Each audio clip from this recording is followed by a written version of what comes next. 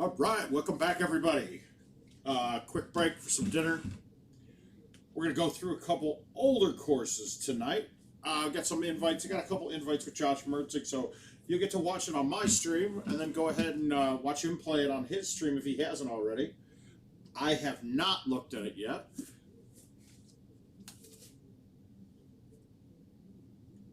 And we're going to pop back over so I can actually play the game.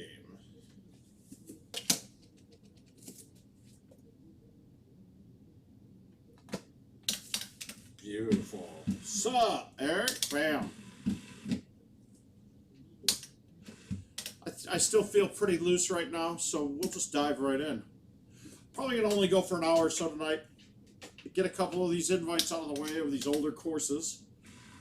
The two we're going to look at, though, is... Actually, I got three good ones, then. I got Shady, Royal, and I believe there's a Black Hills, but I don't see it. Ah, there it is. Let's start with Black Hills tonight. Black Hills, I'm going to play my standard bag on. No special clubs needed besides for what I already have. If you don't have a 9-wood, I think I'd prefer having a 9-wood on this course rather than the 8-wood.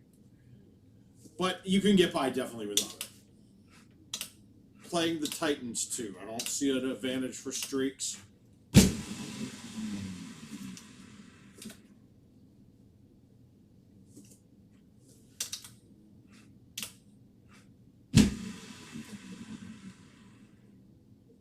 I have an advantage for that, and that's how you start a stream, guys.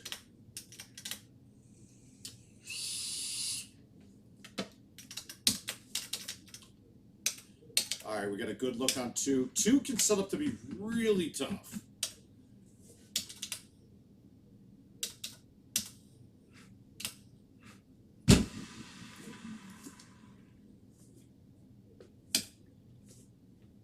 It's just not coming through right. It's just a goatee right now, Gomez.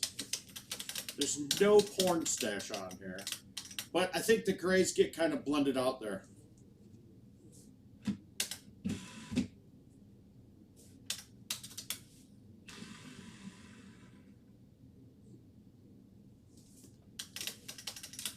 If you notice there, the 9-wood into a 5-wind, I floated that in just like I was going for... I mean, really, I floated that in just like I was hitting a 5 hybrid. This one's rough. All right, if we look at this hole, there's gaps in all of these Stonehenge-looking rocks up here, right? My goal is that gap I just flew through right now. The great thing is, if you hit the inside edge or really any part of that with roll on a C3, it normally hops back and forth. It gives you a line in from there. So I'm going to pop over here. I'm going to hit a high T3 wood. High C3. All right, it's not optimum, but I have a shot in now. The question is, do I go for it? I gotta go for it. So we'll play a little cut.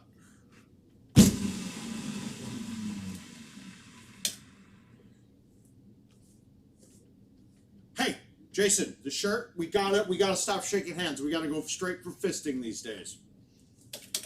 And it's a little small, I know. Yeah, I can't wear it at tournaments anymore because it's like a belly shirt. But I can do the angles of the camera allows it to work out beautiful.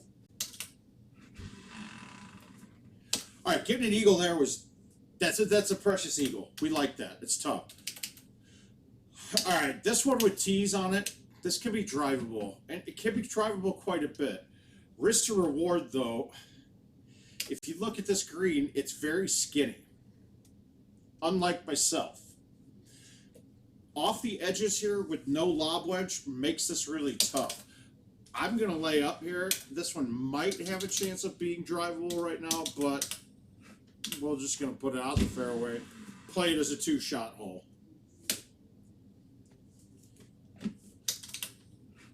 Little half cut forward in. Just enough to fight the 10. And then by having the cut come in like that, we're also fighting the right 5 as well. So we're not worried about it going off the edge. No, it just shrunk. It's an extra large, and I've become double XL. Another tricky hole. We got to go, when you get tucked in the behind the trees like we are today, you got to play a full cut in. It's way downhill, so the full cut's really hard to control. And I can't really see to judge if we're going to be able to clear the second set of trees behind us without a tee. I'm going to pretend like we can't. So I'm going to high tee the 7 wood. I'm going to do a full cut and just a little bit left to get it around the outside of the edge of the tree. And I'm not going to murder this. If I hit this hard, this is long.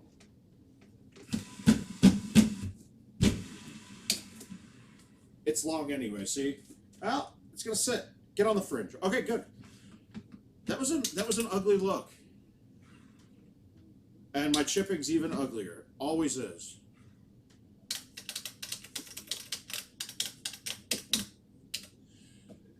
Yeah, another one. You got to try to play the lines on this, right? Where that pin is, the line between the two rocks that are in front of me is where I want to make this line up. But if I go straight ahead, I'm going to have a line that angles me back out to the right side of the green. So I kind of want to keep this to the right edge of the fairway. Now I have ways to cut it in. Now, if you look, my line's a little off, but I can cut it some. Or I can go from this side, which I think might be the better play. We got a pretty downhill shot again. So spin's going to get dramatic, especially with that wind. And the distance is going to get knocked down on this one because the wind's going to be blowing hard for a longer amount of time. So I'm thinking I could bite the 10.5. I'm going to cut it. I'm not going to cut it nearly as much as I would as if the shot was level because that wind's moving directionally a bit. So we're going to get a little bit of cut. And then watch the bite. That bite acted more like backspin as normal because of the drop in elevation there.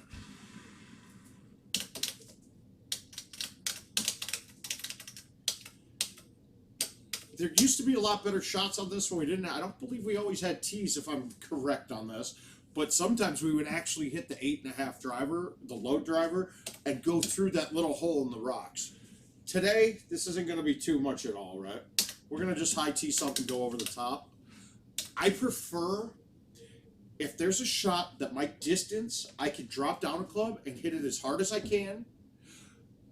I do that more often than not because I know I can do that more consistently. If I, let's say, have to play this shot with the forward and knock it down distance, you have you can vary your response a little bit more. So if I knock it down too much, then I'm short. If I delay into it too far, it's too long.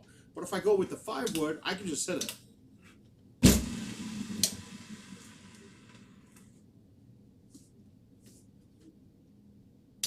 Well, thanks, D-Fresh. I appreciate it.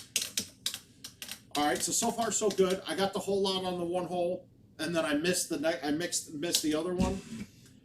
I don't really think it wasn't a very good setup to be attacking anyway. I'm going to go 7 wood here, cut it back in with bite, cut it to fight the 12, and then I'm going to be in the middle left-hand side of the green. If I hit it the right speed, you got a chance of making it, but I shouldn't have any risk of going wet because I'm going to hit it pretty solid.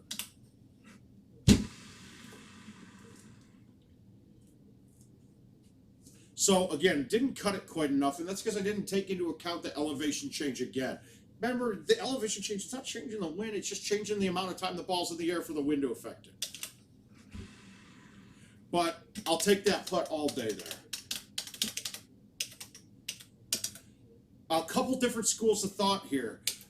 You want to leave yourself either a lofted club coming in, your 7 wood, 9 wood would do, or I get it up close enough that I have a 7 iron or less in. The 5 iron, when you get down there, if you look down at this green, it's way up a rock wall. So if you put it into a spot where you can't get there with the 7 iron, your shot has to be a play off the rock. Now, the good thing is if you're hitting a 5 iron, it typically would hit off the rock and bounce up, but then you lose all control of trying to hold it out. Today, we're just going to knock it up the fairway, and I should leave myself about a 7 wood, 9 wood. Actually, I feel like I might have gone a little too close. I left myself in the 5 iron range. I did, but luckily the 9 wood, it's so butter at cutting it down, you can put this down to 160 without a problem.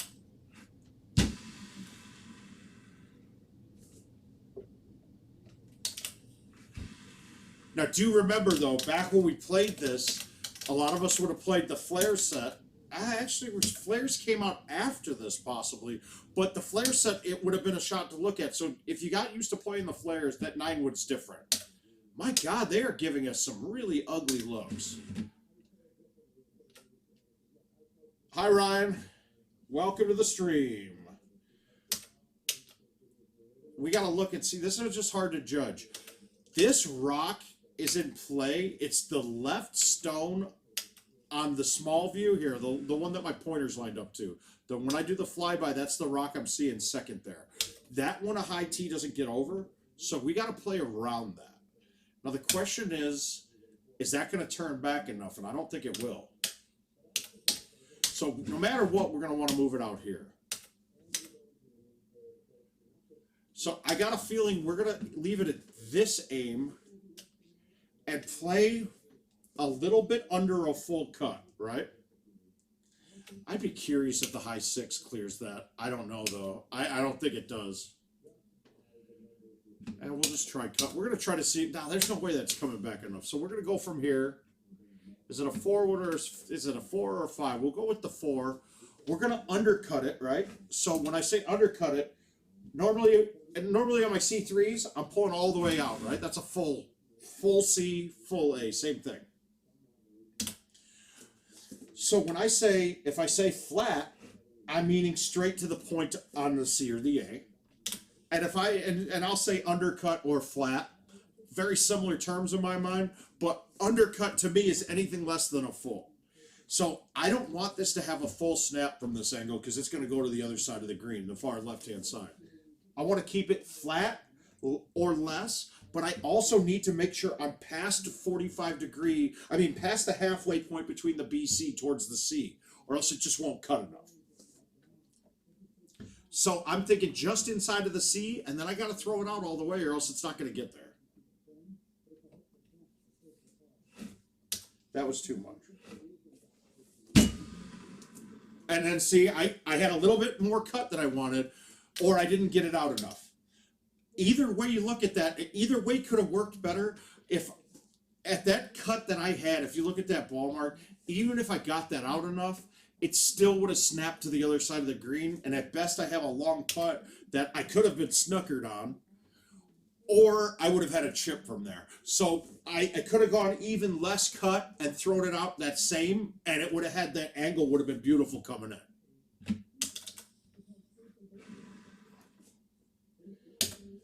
So we lose 2 there.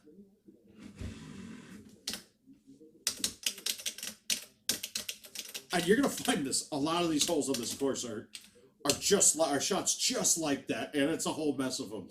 I still remember in a tournament, I believe 08, Kins and I got paired as blind draw doubles partners, and we draw Black Hills, and it was Kins's favorite course, and we're playing 2 locals. I think Kins and I were down by 6 through 9. Like we were -4 or -3 through 9. And we came back and won by double digits, but both of us were like, I'd hit a shot and not stick it, and we'd get reteed and be like, oh, I can get it. He'd do the same damn thing. And it went back and forth, and then finally we were like, okay, let's just start playing the damn game again.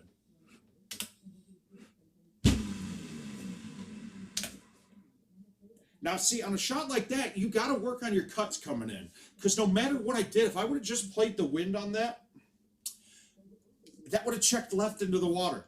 Or if I let it go with nothing, I have a really long putt. The fact that I cut the 8-iron in, I can backspin it, and then it will check against the up 7 break that I have now. Or off the tee, it was a left 7. So remember, the shot shaping doesn't just define where the ball's going to land, it defines the angle that the spin is going to take when it hits the green. I think we got pretty friendly on this. I think I can murder this and get it straight long enough. Oh, this is going to be tough. Okay, we're going to play it the way that you would have played it before if I didn't have length or tees on that. Thanks, Eric. I appreciate it. If you look, the strip, right where I'm looking here, I'm looking at the little strip of rough right down next to the rock.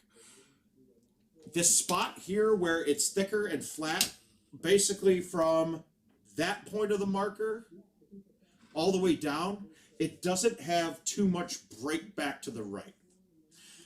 If you get up to anywhere up there, when you start getting up to that rough, if you hit there, it trickles right down to the water. So we want to basically just plop this down right on that edge. and it's flat. Now, this second shot's going to suck with an outwind of 13, but we're going to just play it. If I have to, the sand, it will pop out pretty good. So we're going to actually pop it out of the sand. I had no way of spinning that down a bit, but I could play it out of the sand, kick it up, slow it down, 29 feet, left 6. I mean, we'd rather have that than a 50-footer from across the green. Now, before tees and balls and everything, you could get teed up right against this wall and you couldn't do anything. We would have to turn backwards. And where is it? Where's the rock with the X? Am I too far? You can't see it from this angle because of the tee box that we're on. But we would turn around and bank a shot off this rock and kick it back towards the green. It was crazy. That shot was crazy. Oh, you never knew the layup spot wall. All right. So we're just going to go, but right now we got tees and balls. We're just going to high tee. We're going to land this down soft. Actually, let's release it. Let's give it a chance to trickle down to 7.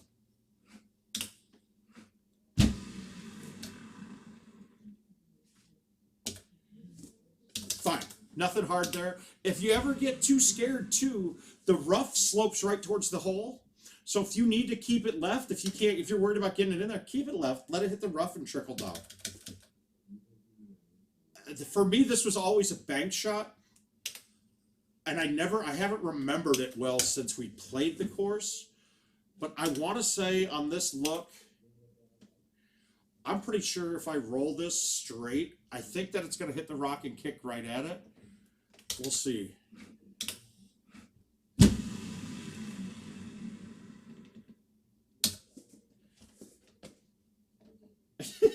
Megan, I miss you too, sweetie. A full, where would you be looking at a full there? Oh, you would hit a full into the wall? Yeah, you could change the angle that it hits. We got pretty good at it back in the day, and I don't necessarily remember all the right spins and everything. But one, I'm perfectly happy with that. No risk to it whatsoever. We just get to hammer one here.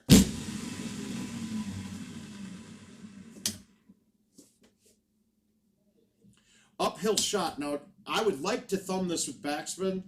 With the uphill, I'm not sure if I'm going to get it there. We'll thumb that instead. Oh, that could have been close.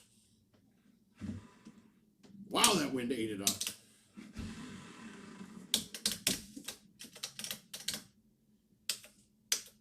All right, a couple different looks at this, right?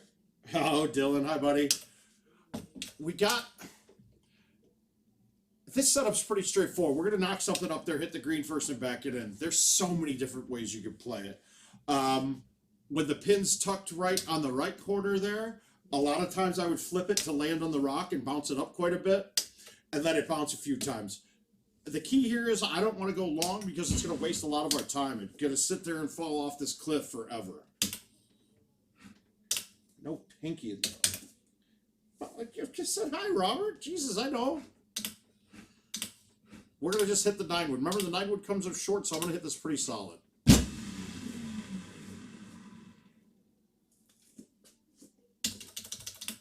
It goes back to my theory of hammering something better than cutting something down. And man, we got really, really friendly looks here. This hole could be a lot more difficult. I'm just going to push that straight at it and then hit the rock and screw my game. Oh well. But here's a fun one.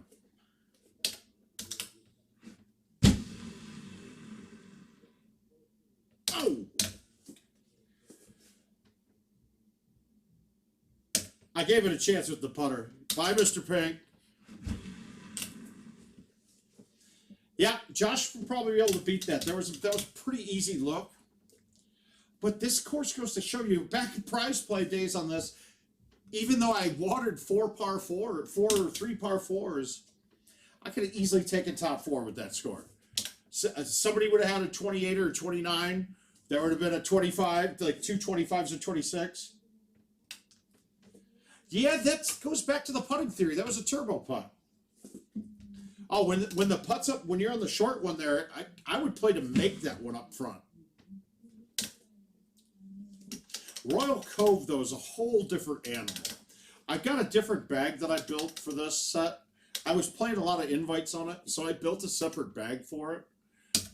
And it's a little different than my normal. 8.5, 10.5, 3 wood, 4 wood, 5 wood, 6. I have a 2 hybrid that I subbed in there. Yeah, that one would have probably held up for a pretty good score. But basically, though, I needed to add that low iron for 18.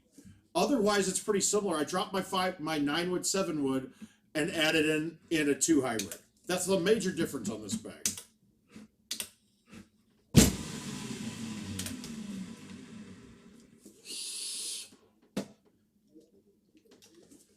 Yeah, it is a lot of Brad Stewart invites. All right, let's see if we can start this one. All right. Nope, I haven't played enough.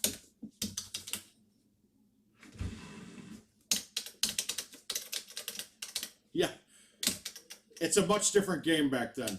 All right, this is actually drivable. The question is, am I going to be able to get it out enough to get it over the edge of the trees? And I can't remember. I think we would have been hitting a 3 wood here. But we're going to try the 10.5 because I don't remember if any of us had it. Well, no, none of us had a 10.5 in our bags back then. So with the 10.5, a full C3 is going to go, it's going to snap too hard.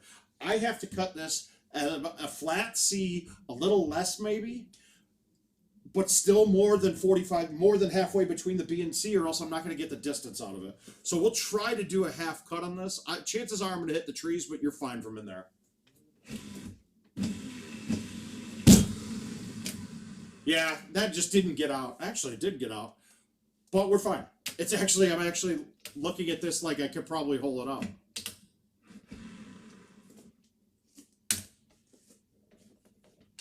Yeah, that one probably would have had the distance with the 3. Did we even have high T's then? Because I also remember hitting a C3, a baby undercut C with an 8.5 driver and getting it out real far.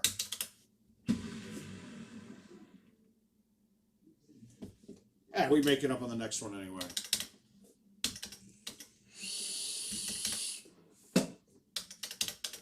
There's also a straight look on that.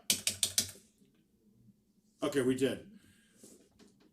Now, everybody laughs at me when I say that this is probably a drivable setup today. I'm trying to remember.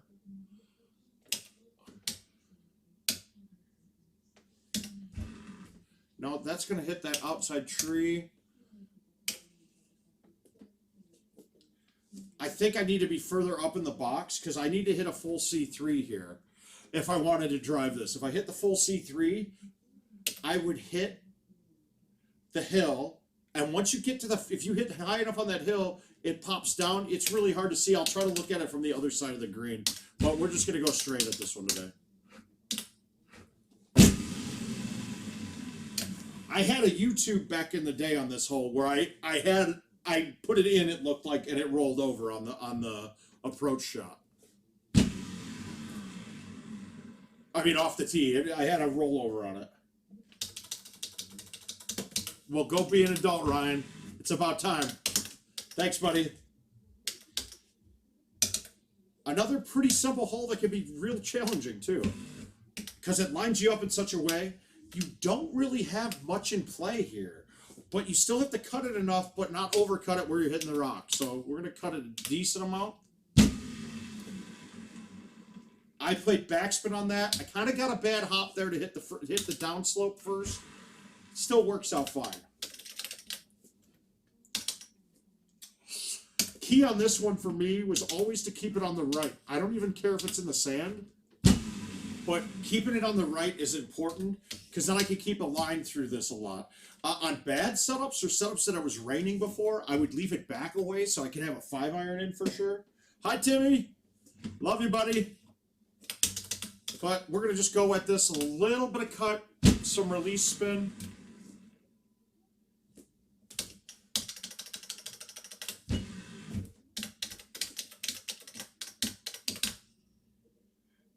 All right, now I almost just screwed this up thinking I had a 7 wood, but it's an 8. I'm going to low T thumb the 8. And so one thing about changing your bags, and you get so religiously used to what's in your bag, still you got to stop and make sure on things. On this one in Juniper, I would both go and thinking I'm hitting a 7 wood, but I don't have a 7 wood in the bag, so it just doesn't turn out very well. Simple one here. Once you realize how to play it, forget about the fairways. You don't ever want to be on the fairways. They leave you in bad spots.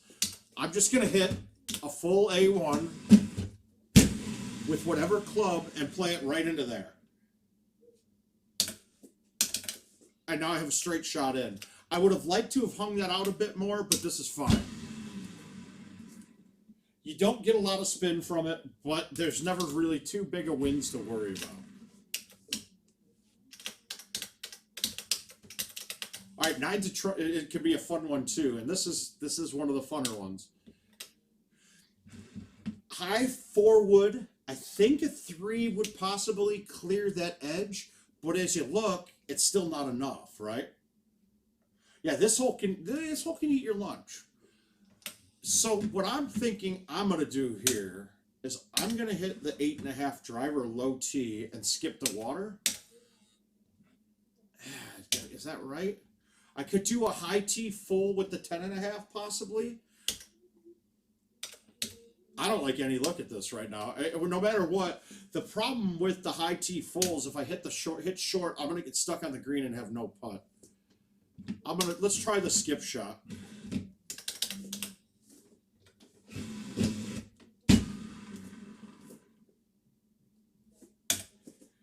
I got a putt. That's all I was looking for.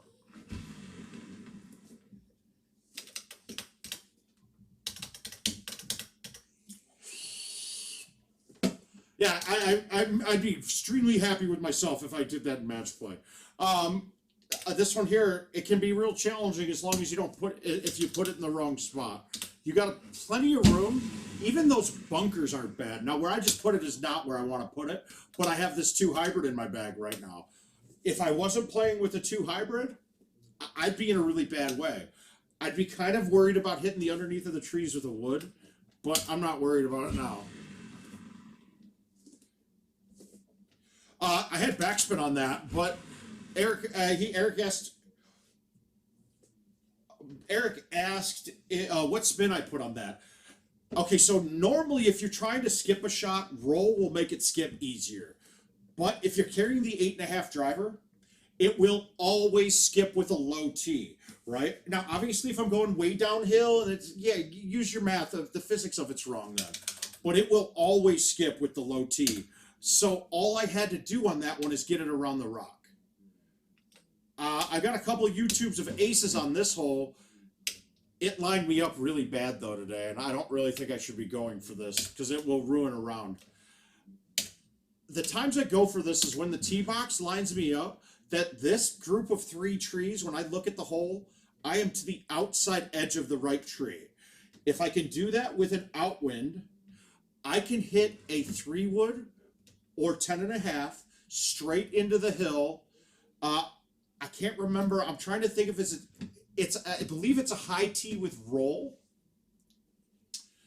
And when you high tee roll it, it basically launches straight into the air. The outwind pushes it, and it starts climbing down this hill, right? Once it gets going down the hill, as long as it doesn't hit what we call the 20 bounce rule, it will get through everything unless you hit a solid trunk.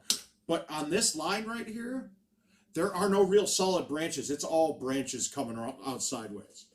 So I'm not going to go for this one right now because the line just isn't perfect for me. And I don't want to hit the underneath of something and end up on the side of this hill because I'll probably take a stroke with it. So the next play that we always went for here is we just put it out on the rough. And now we got a pretty easy shot coming in. Something's wrong. That distance from that stuff, though, always drives me crazy. D-Fresh, if you want to send one, I'll be happy to play it. I don't know if you have the home edition and able to play, so that might not be your choice. But I could get somebody who wants to get a Timber invite going. That'd be fine.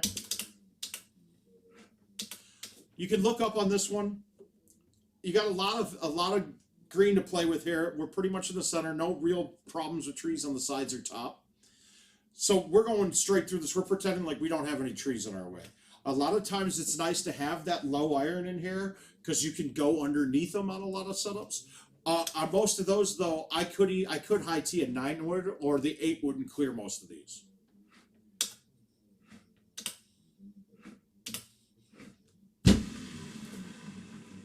And remember, I don't play the 8 wood as nearly as much as the shoot 2.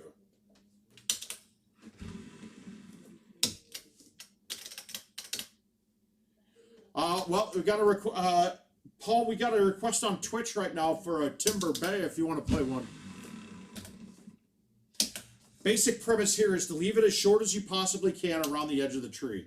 That way, you don't have to deal with much coming up in. The 5 wood should clear the outside edges of this, and I believe the only thing in play is that one single tall tree branch that's slightly erect up there.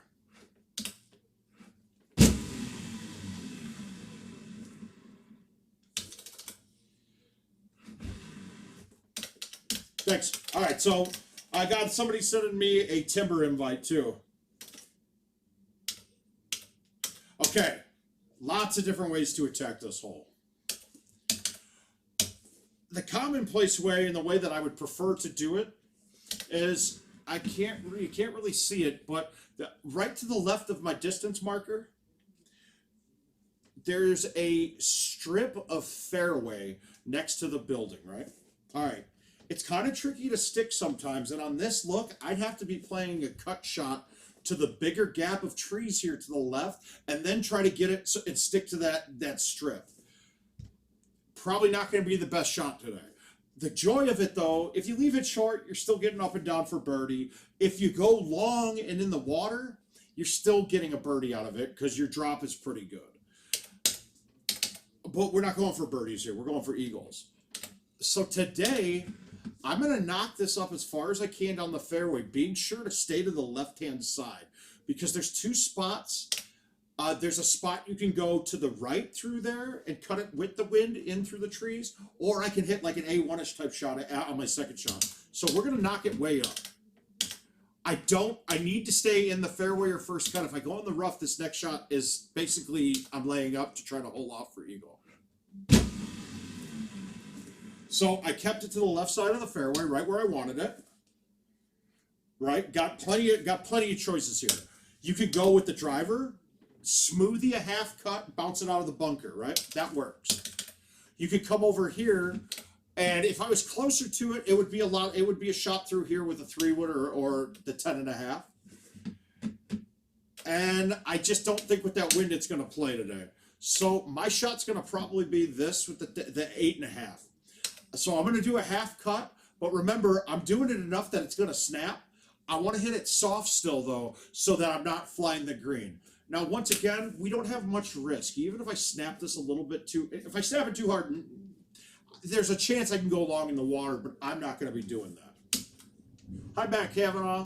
So we're going to play the cut. We hit right. Oh, I caught the lip coming out, but I still left myself a putt. I mean, that worked out, but that could have been a much better shot. But chances are I would have just had a downhill putt from the far side of the green. I'll take the eagle from that setup every time I can, though. Thanks, Paul. I'll get that accepted and play this next. I prefer to always go left to right on this hole. Your stock 3 wood, 4 wood, 5 wood will clear the water. We'll clear the trees, except for this one right here. No matter what, I'm going to play a loop around the outside left of these trees. And then we're trying to determine on what kind of spin I need on it. So for this, I'm going to cut the 4 wood and hit release on it. I'm going to try and make it.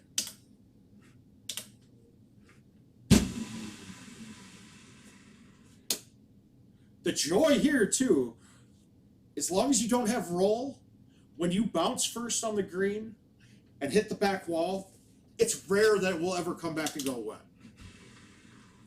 If you land wet, it's going to be wet. If you get long enough, it's good. This was one of the best, worst par 3s you could ever imagine. Imagine seeing this shot, this setup right now with the pin tucked in this corner right here. It could eat you alive. Now, You got to know too, that rock wall that you got the grass on the top right, the tree that's on the far left of that is actually overhanging on the green. So if it's an outwind, you can use it to your advantage and pluck the edges of that tree and drop it down. But on this setup, if I hit that branch, it's going to come down flat and it's wet every time. So I kind of want to come in from this angle. So I'm staying away from it. Then I got a loop on it too, and it's not just coming straight down the 10. The question I'm going to determine here is, what do I want to hit? Am I going to, it's definitely not going to be bite for me. If I need to make it, I may think of bite. But I'm going to try to release this because I just want to keep this on. If I release it and it hits the sidewall and comes back down, it'll pick up speed again. But I don't think water's in play by doing it that way. I can't lay off of this too much either. Right? So we caught that. It was a really easy look, but I can't ask for much more. Now we get into the fun one. This hole's a pain in the ass. All right. There's a ton of shots, right? 10.5 will go right over that rock. Perfectly fine, right? I believe you don't need to high tee it. So you could hit a straight 10.5 and get through. Man, this is so hard to judge. It's so hard to explain without seeing it because there's a couple shots. With the big outwind, I can play it. If I hit it hard enough to get it over this edge and I hit the rock wall on the fly, it bounces straight up the air. The wind pushes it back out. Okay, that's one way. You could cut this here. I mean, you could cut a 3-wood through the gap, but the amount of cut that I have on it, I'm not leaving myself a realistic putt to make. And if I spin it at all, it's going to check and go straight off the left side of the green. So I think my play here is I'm going to hit the 10.5. I'm going to hit it decent. If you hit it hard, it will clear the rock wall, which isn't a bad thing because it will sometimes trickle down. But my goal is to just hit it hard enough to get it through here. And when I do, I want it to hit the top of the wall up by the green.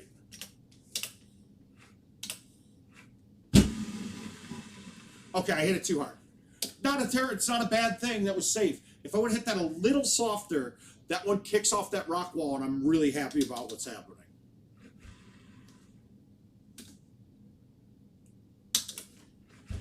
Hey, getting an eagle on that hole was never a bad thing.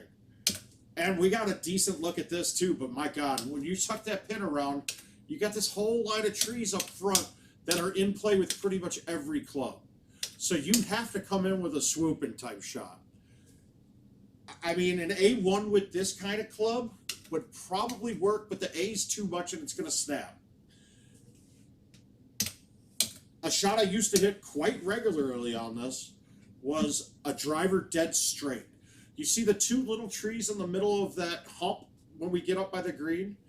If you hit through there, it would clip those trees, get to the top, and trickle down. You're still playing at the whim of everything there. And if you guys take a look and do some Google searches to do the Mouth Royal Cove, if you search for the Mouth Royal Cove Golden Tee, you'll see I've got a YouTube of this from 7 years ago. I can't find the one where I canned it with it, but the shot that I'm talking about is straight here. It also has the shot on 11 where you bank it off the hill and go straight at it, just so you can see for heaven's sakes. Now, the play I'm looking at here, my God, I'm not even quite sure. But I'm thinking I'm going to just hit the 2-iron with bite. The 2 hybrid with bite with a full A1. Hopefully I don't overhit it and it snaps over the green. But we'll see. This is an ugly look.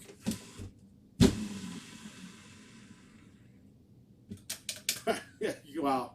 Well, I got a putt. That was a really bad shot. I didn't get it out enough, but I left a putt.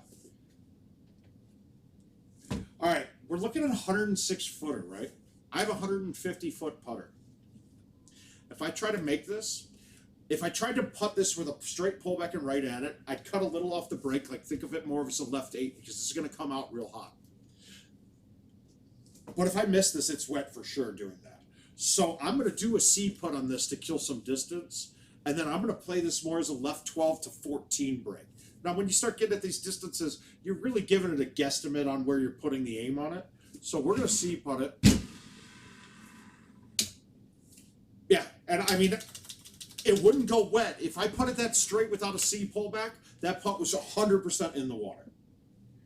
And then you're going to have a whole bunch of putts that you're going to be doing that over and over again on it. 26 on Royal Cove, I would guess got, when this was on Prize Play, it would have been first place 80% of the time.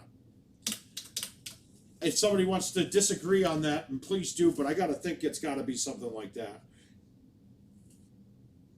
All right, so what I'm doing is I'm throwing in, I got an invite for Timber here.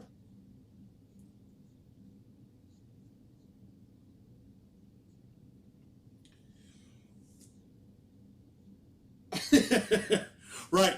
But I mean, and I did, like what Kim said, he's going to play it as a left 20. I kind of did because I wasn't going to low side it. Low side brought water way more in play. But if I didn't C-putt that ball was wet no matter what line I hit it at. I just know that my max putter is 150 feet, right? And it's pretty much, I think we can all agree, maybe Greg gives a little bit definition of it, but I've gone through the putting a little bit, and I've kind of figured out some things recently. The putting is pretty dynamic, right?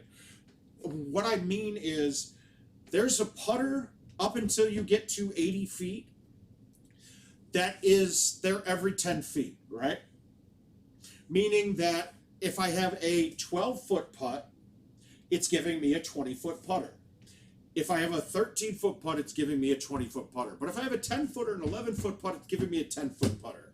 Now, the balls that we play, and with the way that we hit a little bit harder than the max and everything, you can typically hit further than the putter that you have. Now, and this doesn't show anywhere. This is just straight testing on this. So let's just assume we're on stock balls on everything right now, right? So we have no distance modification on the ball that we're playing. If you hit any putt, I mean, do this at home or do this during a game, or if you see this, let's say you miss a 10-foot putt. When you miss a 10-foot putt, it doesn't go more than a couple feet past the hole. That's how we know that putter's max is only 10 feet, okay? If you look, though, if you ever have a flat putt, I think we tested this on Bonnie Moore. Hole 2 was a good one to test, 1 as well. But you basically could hit the putt 150 feet. In the right conditions, it was 150 feet was all it could go. So it's a good round number to go. It matches up with a lot of the other data that I've looked at myself. But when you start going, you have 10 foot, 20 foot, 30 foot, 40 foot, 50 foot, 60 foot, 70 foot, 80 foot. Then it jumps to, I believe there's an extra one at 100 feet in there, and then there's one at 150. So that's why there's that long turbo there. Like, you don't have the 10-foot increments on your 102-foot putt as you did on all the other ones. That's why you got to C-putt that one for sure. Now, it will also help me to find the putts that are going to roll over. And I had one on the earlier stream on Teton on 17. No, it was when I was warming up in events mode. I had a 38-foot down 8 right 6. And I said, with Stouts, this will not roll over. And I did not C-putt it, and I hit it right in. Because I had a 40-foot putter hitting a 38-foot putt. I was at the max tier of my distance on that putter, so I didn't need to slow it down. If it was a 32-foot putter, it would have rolled over almost every time. Nobody did. I came up with this myself, Chris. This is something that I came up with. Before we used to think there was up to a 75-foot putter or an 80-foot putter and then to 150. But it's way more dynamic than that. And you could really test this out on a hole 1. If you miss your putt, and in fact, here, I'll just load up a casual real quick and we'll go through this. I did this on the first stream too. But I'm just going to load up a casual real quick and just, what's got a good green? Okay. Oh, yeah. No, but before I got to that, even though it did happen on Castle in the first stream, the rollover did. But I want to just show what's got a good hole 1 green that we can look at. Falcon, there we go.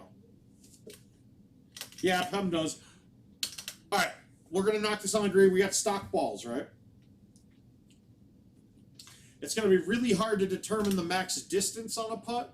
But first thing we'll do is we'll get it past the hole and hit one past the hole just so we're going to put one on the back edge of the green.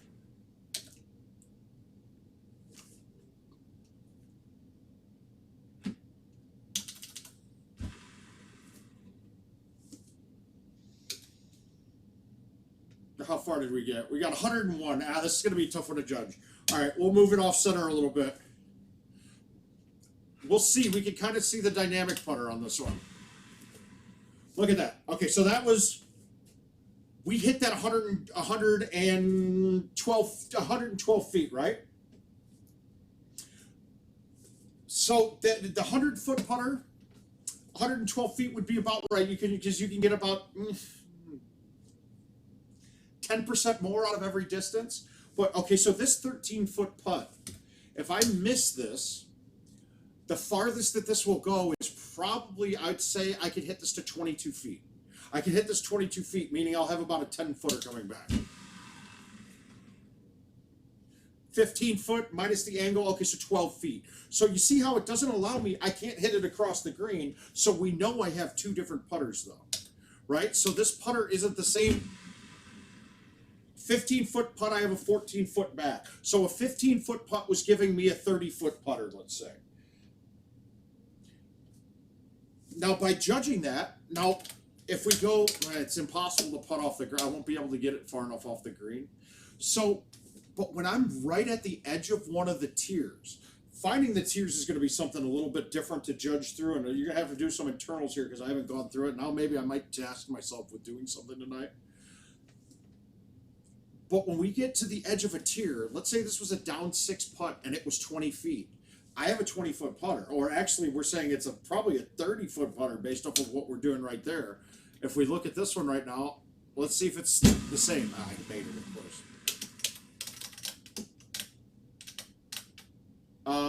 Let's see. I don't want to really. This isn't really what I wanted to get into right now, but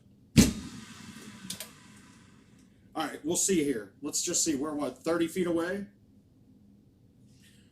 Let's see how far we can miss this putt.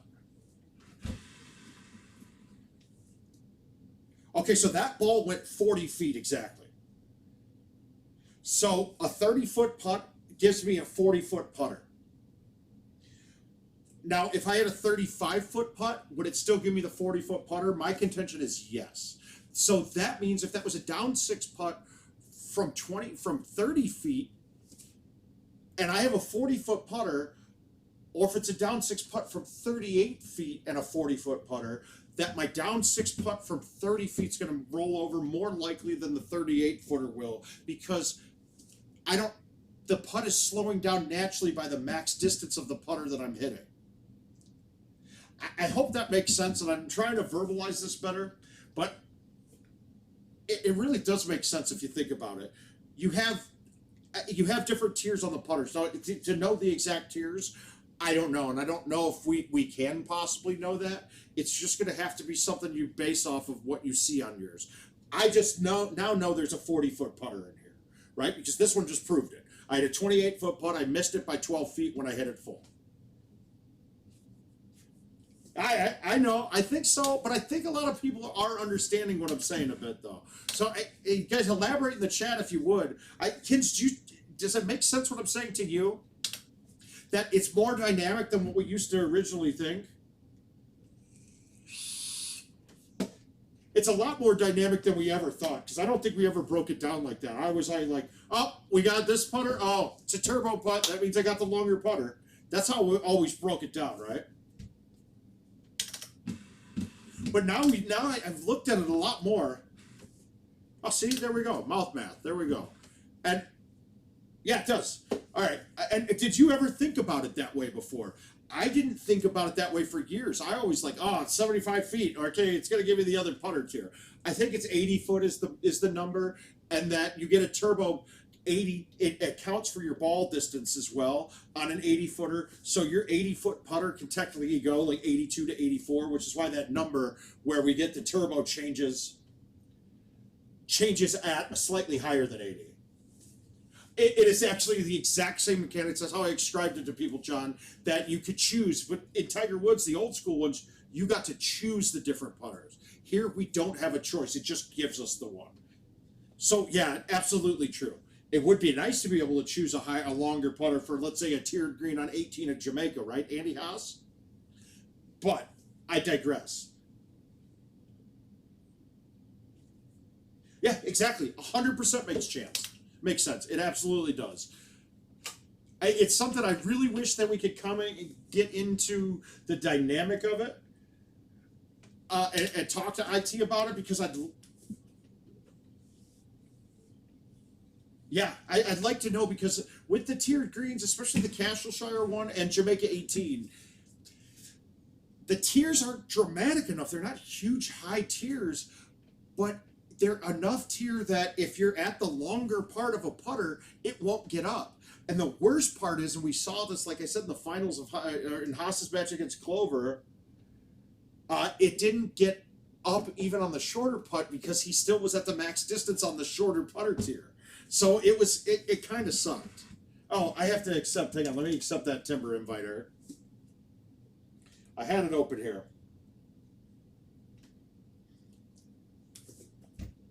And we'll let this time out. No, it's not catching my location. Let's see if we can get it again. Come on, game. There we go.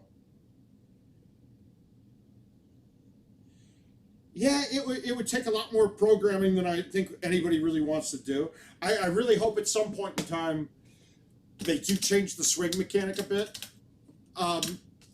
But for somebody like me or Ken's, like, we'd have to relearn the wheel, and you guys would all pass us up because you would probably play a lot more than we do. So in a way, I don't want them to do that, but I think it could be done. I think it needs to be done, actually, if we want to modernize this a little bit more. All right, I should have that invite up now.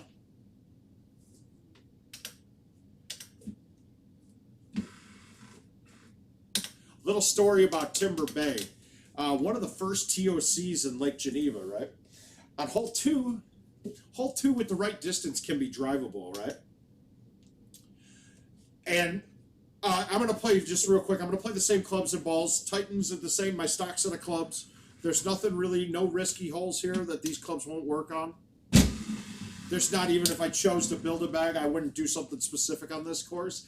Maybe a 1-iron for 18 or an O-bird, but nah, you can cut those down pretty nice.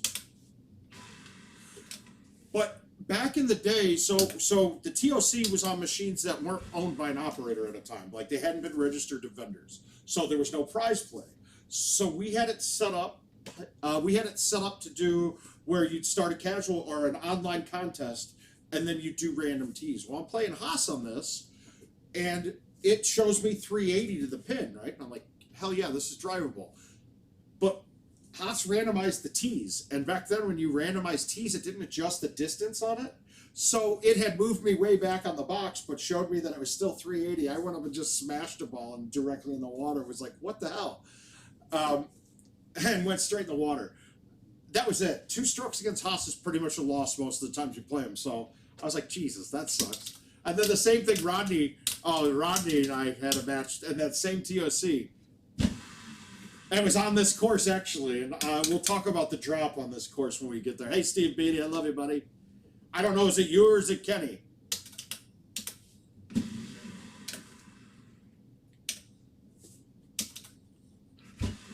But basics, it's pretty basic coming through here. Most of the courses are. This one, I mean, really, your whole goal on this was, I always hit a 5-wood pretty much hard, and you just don't hit a solid tree and you're fine. Oh, he remembers this. He does remember this. Just no solid tree. Good. Branches, kill it. Perfect. Oh, you guys are always together. It's really cute, Steve.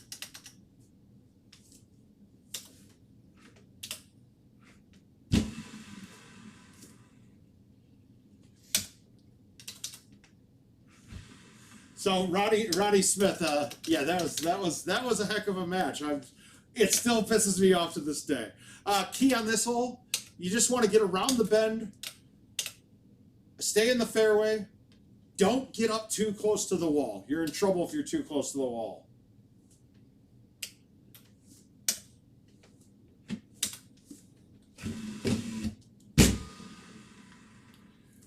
That's perfect.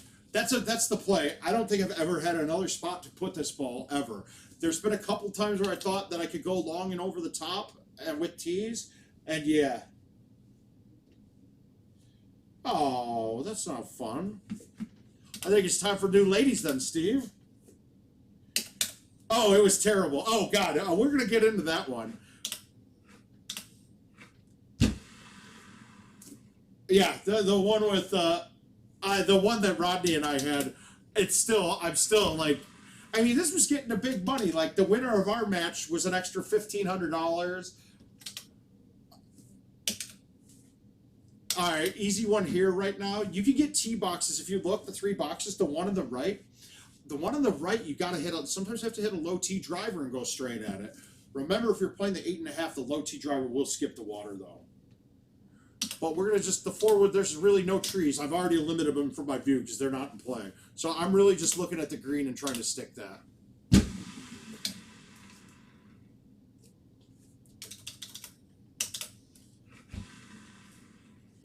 Oh. Yeah, the red tee. Oh God, I'm still. Now I'm angry, dude. I'm angry. I'm getting angry again. All right, this little island down here is where we want to play this. Getting up too far to the left puts the wall in play, which means you have a weird C3 that you have to hit, and it's really hard to be accurate coming in. If you leave it back too far, it's a long shot coming in, but it's okay. If you're on any surface other than this little island, if you're in the sand, for instance, it's a layup and you get a birdie, unless you can hold on. But I'm going to hit the 10.5 high tee, some cut on it. And did I get screwed with this bush? I don't know. We'll see. I think I'm fine. We don't know, though. I believe it's behind me, and I don't think this is going to hit anything. I don't know, though. It might. I don't think I've ever hit it before. And no, it didn't hit, so we're fine. Wasn't the best shot. You want to be a little farther out in that fairway, but it's okay. It works.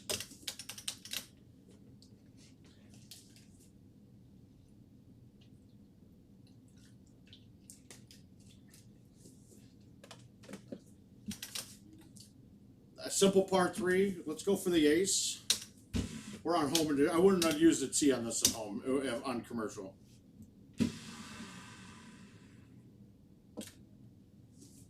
Yeah, this hole could change a bit too, and back then we had rain on these a lot, so... Oh my God, I just read that as a right 5. Whoops. Oh well. You're welcome, Paul. Alright, couple different plays we used to have to do here. Most of the time we would just bang out an A1, get out here in the fairway. You got a 5 wood, you got like a 7 wood through 3 wood you could have coming in. There were setups that was really hard to get it around, so you could knock it out into the sand out here. The problem is, like where that pin is right now, we wouldn't have been able to get this second shot closed. Today, simple math, just nut it up there. Line up the wind, get a hole out, make Paul Dennis cry. If anybody was watching earlier, and I said that I played king on that one handicap, it was a handicapped invite, and this is why I hate ultras.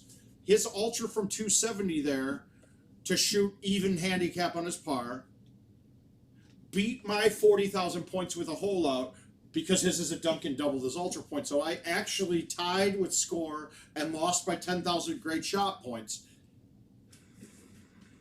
because his one great shot point was an ultra. I've taken some positives from some of the ultras too. Like I passed 2 people, I think, in the commercial events on Dodge because one of my games I had a.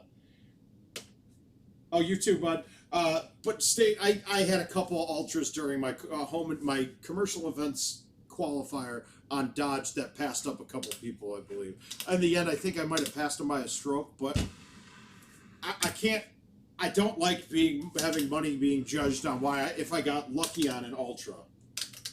That drives me nuts, and I don't think that should be part of it. Gosh, they're giving us all easy looks at this.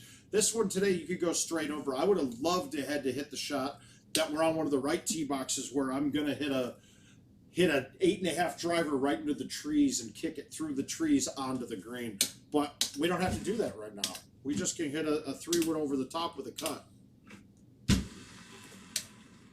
If I could cut the ball. Oh, I didn't cut it enough.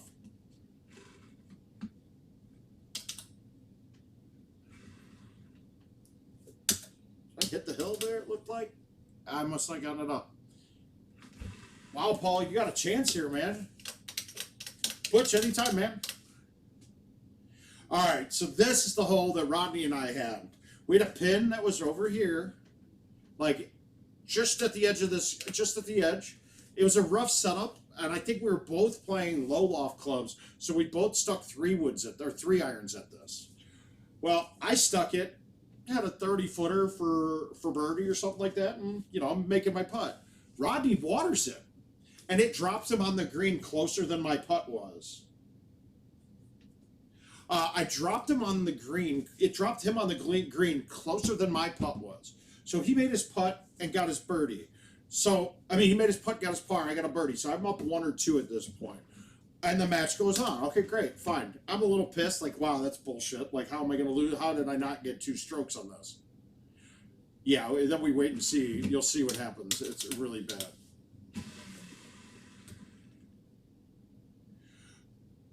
So we'll call those glory drops. They're glory drops compared to prize play drops. We knew what the prize play drops were. Another one that can be a lot trickier if the wind's going the other way. Today, this is nothing. We just got to hit a full A, and we're going to be around this.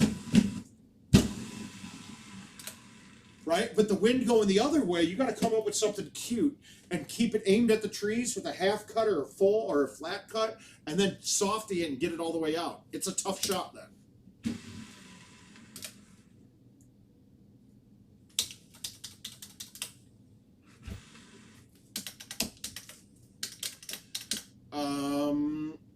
Now we've driven this. This is close. No, that pin's up too front. So you just want to knock it down. A lot of times you have to put it down here in this spot. But as long as you look, you can line up the lines through the trees with no problem on this. Dude, you've won a couple games lately, Paul, but lifetime I think you're probably 10%. So let's not get too cute. Let's not pretend here. We're not living in fantasy land.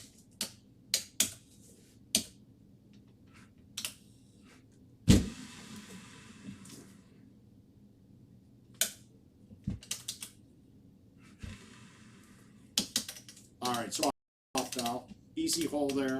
I want to say it was McCook that stuck that one the last time, if I remember right. I think we'll start seeing McCook start streaming here shortly here, too, so we could get some fun things going between us. I tried to send Adam Kramer and Kevin Lindsay caddy invites to do some tournament games with them that they can stream, too, later on, and we can all look at the different approaches that each one of us have. None of them would have accepted my friend request. I'm a little bit upset about that. Very, very disheartening, if you ask me. That hole's drivable, too, sometimes. It might have been close that time, but I would have needed an outwind or been playing streaks, which I'm not going to ever do on this. The main problem on this course is going to be hole 18. And the infamous hole 17 that I'm about to show you guys in a moment. That unreal. So Rodney and I both play clean through here up until this point, minus Rodney's mistake. So he's down by 1, I believe. He might even be 2. I come to think of it, I think it would have to be 2. It was why I was so pissed.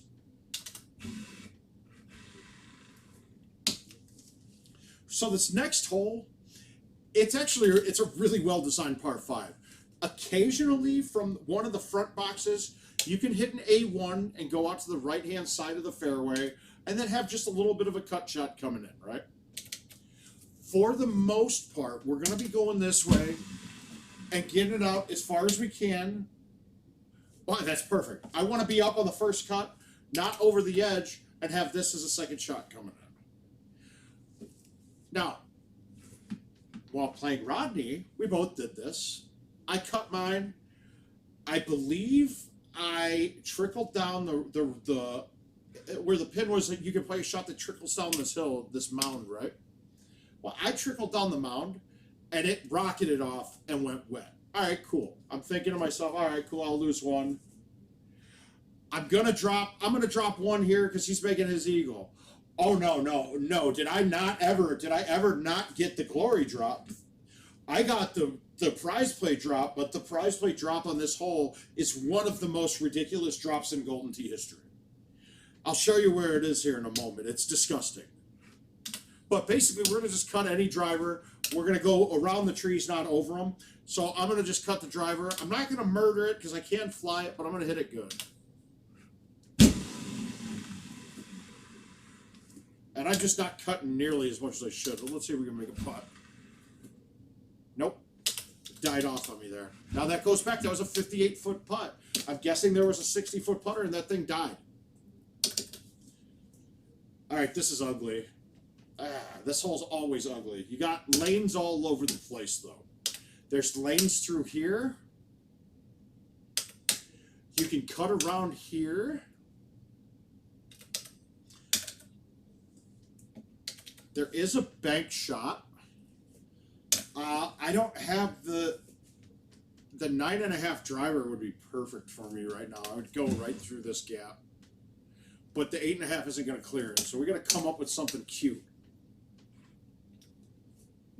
I don't see any way I'm sticking this green with my clubs. I honestly don't see this being possible, but we're going to try it.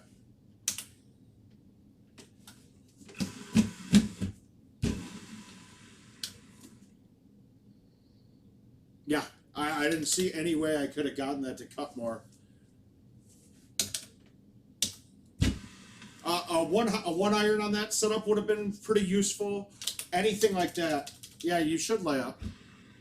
But where do you lay up to not have a hard shot coming in?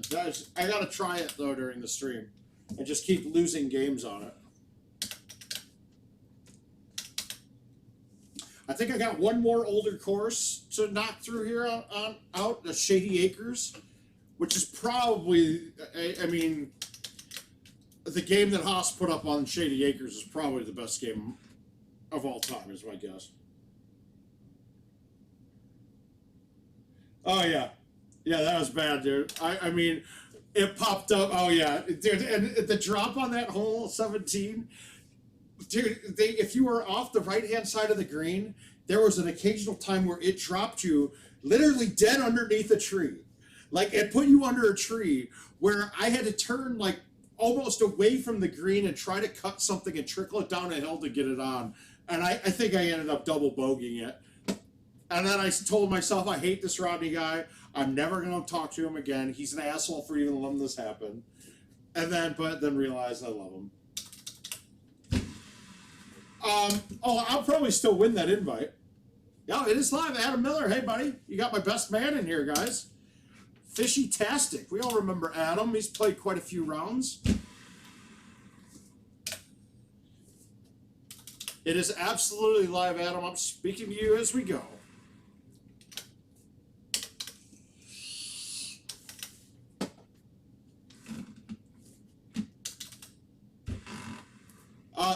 Big course management course here, though, guys.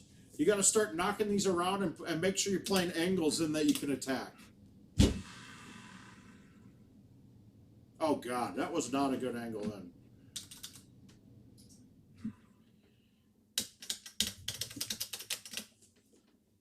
Good. Hey, Het. Well, hey, Het. I don't know what that means, but I think he says it means hey, bud. Oh, this is your invite. Okay, good. All right, we got playing Eric Ledke here. He's already given me $500 in the last couple months, so we're happy about this. We will be happy to win this one too.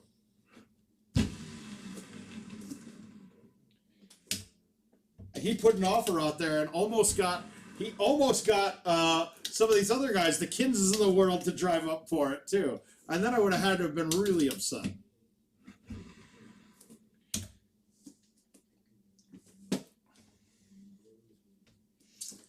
Once again, guys, course management. You'll see the lanes are all shown real here. I'll break down a couple of shots when we get to them. But you can see the lanes on these before I hit them. God dang, I'm off. I'm just murdering everything.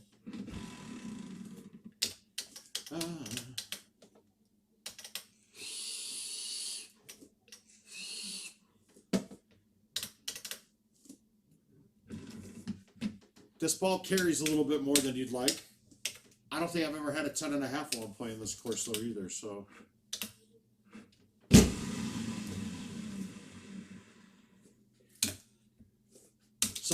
cut that in just so I know that my max distance was shorter than what is long.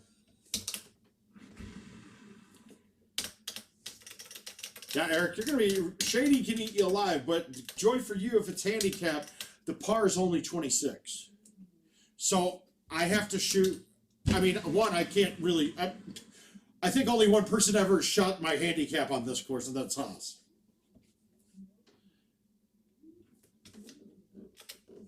All right, I think I'm pretty clear with my 7-iron coming in. I got it right enough.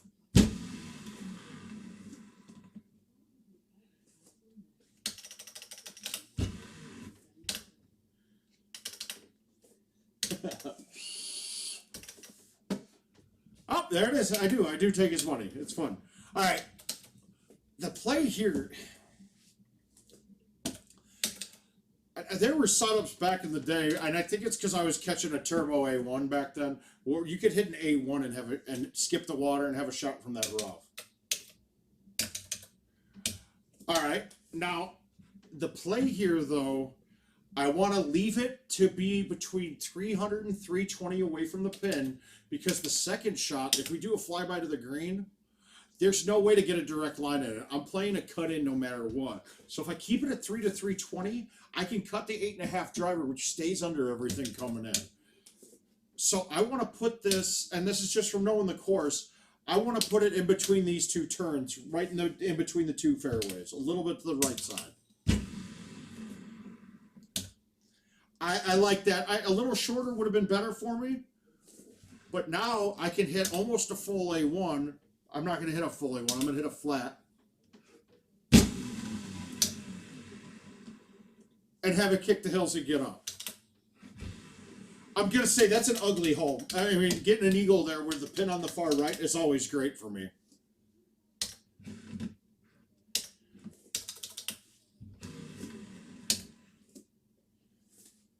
That was a weak effort.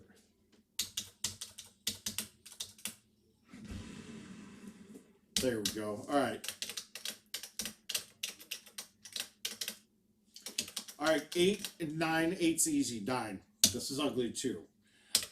Pretty much any club catches it underneath of a tree up around the edges of this, right? So I'm going to low tee that 8.5.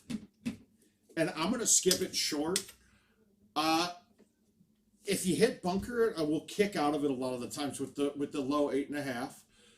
If you don't hit the bunker and I hit short of the bunker, I should bounce over it, but then it's going to check hard right, and I'll have a chip most likely. So most likely here I'm going to have a chip. If I don't throw this out left enough, I'm going to clip a branch. RC, I don't even bother touching the newer one. One, because everybody else plays the older one, and two, because I don't want to have to change a bag when I go to an older course. So the question on RC asks, is there a difference between the 10.5 that says 2019 or later? I don't really think there is. I'd have to look into it a bit more. But I don't care if there is. I'm not touching it. Right? Because I want to use that club on, my clubs on all the courses. I want to have it build a bag pre-19 and pre-2020. I mean, pre-19 and then build one for 19 on. So I don't want to use it.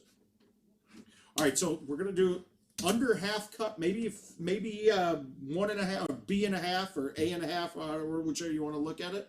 But to the left of B, I don't want to go more than 45 degrees because I don't want it to snap. All right, so we're gonna go halfway.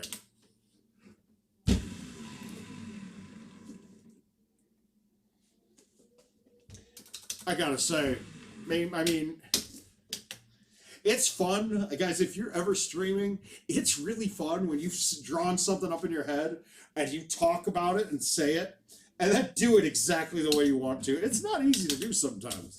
Some of these shots, that's pretty goddamn impressive. Oh, jeez. This one, I just want to get up to the right of the edge of the, where the fairway turns a little deeper here. I just want to be in that fairway spot. I don't care if I'm in the rough here. It's not a big deal. And trust me, that won't go in the water that way. Did I get it left enough? No. Close, though.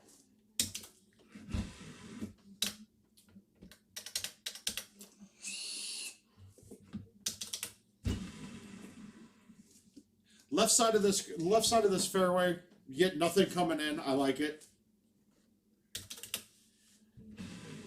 I didn't get that left enough either. When you start getting to 10 wins with pretty much any club, it's hard to aim directly with your thumbs. Another one here, you just want to knock it out big and straight. Oh, come on, Jason. That was an amazing shot. I don't want to hear you bad-mouthing me anymore, man. We should just fist. That's all. Just fist. We're going to let the wind do the work here. Get it started with a little tiny bit of cut, then hit it straight. Should have hit bite on that, but... Oh, yeah. That one would have been right on the cusp of a rollover if I didn't pull it sideways, because I think if it gave me the 40-foot putter, I could have hit that normal. Wow. Has CJ on his stream put up any 3-betters yet?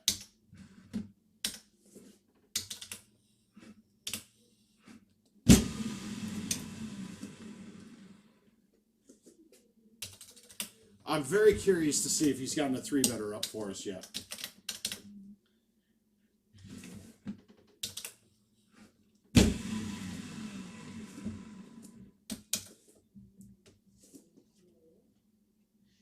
I'm going to guess he hasn't. I'll guess no. Oh! Pretty basic stuff. You could drive that hole on occasion with an A1 and a ramp. Now this hole's a little challenging here.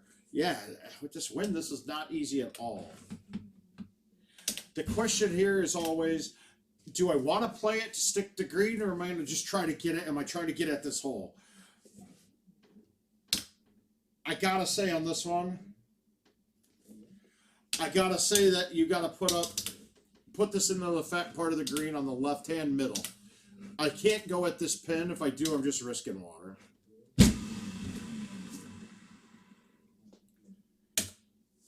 I don't like that.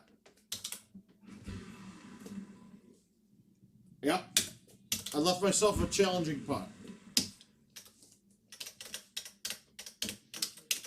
I'm telling you right now, 25's on this. This is probably the one hole that everybody's going to have the most questions on. All right. You got a couple options. This patch of rough, if you can get it out to there, about a farther left than where I'm at right now, and farther right of there, but about in that area. If you can cut a shot there, that works. If you can get to the end of this fairway, that works, because you'll have trees in your way, but you got to play a cut coming through. My play on this was always like this. I'm just going to hit it right into the trees.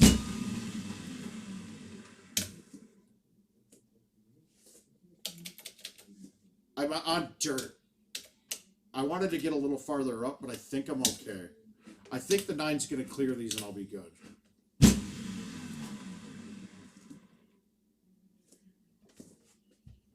I wanted to be farther right too, like to the right edge of that. When I hit those trees, I wanted to hit it there. But I was worried that my high tee was going to miss that tree and I was going to go in the water. Another hole, a challenging eagle hole. 17's a fun hole. 15 wind we can turn directionally on, but I would want to be here and the tree's in my way. So I'm going to do this. I'm going to leave it here, but I think that 15's going to turn it too much. So I'm going to cut it back into the wind even from one turn to the right, and then I'm going to aim more at the pin. So I'm going to have a curve much like a B2-ish or a B1-ish type shot, but it's going to be pretty flat, and it's going to be fighting the green. You'll see when I hit the shot.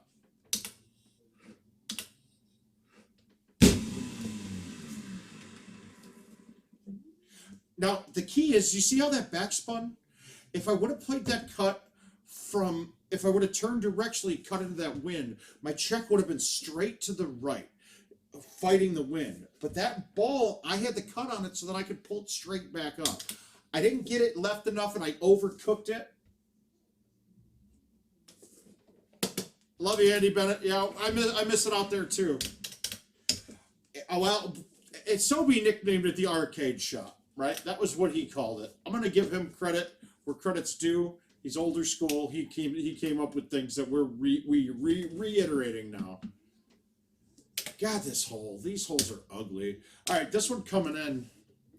You would think you'd like to hit a type of a full in, but it's a really tight fairway. So you can't really get through with a full, I don't think. So we got a 12 in our face. Oh, okay. I've never met you though, right? Are you hanging out with Steve? Probably this. Andy Bennett, I'm probably saying this is the hardest course of all time. Or maybe Southern Oaks, Black Hills in there too. It would be a good poll to take, but it would probably be one of those three in my mind. We played at halftime or George's Place. All right, so but basically here, I'm going to cut the 10.5 driver with bite. It's kind of deceiving because the way the look of this, it looks like that the green is sloped towards the water much more, but it's not. It's actually just sloped sideways down with the right 10. So if I can get to the middle of the green, I'm not really worried about much at all really coming in. So we're going to play the cut, not a full cut, half cut. I'm going to hit it solid out to the right.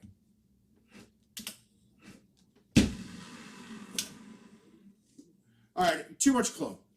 Now, if I chip this, I'm going in the water. So we're just going to knock it up with a putter. If it goes in, it goes in. If not, oh well, we're good. No, Jailhouse Burrito. No, it was George's Place or Halftime. That was the only two places I played with anybody. It was also the place there they had the Bring Your Own Machine tournament that one year as well. Hey, a 24 on that course is nothing to sneeze at though. It's a really tough course, guys. That course will eat your lunch. All right, I got time for one more probably here. We'll look through the invites and see if there's something good to play. Preferably not a new course, but we can if we want.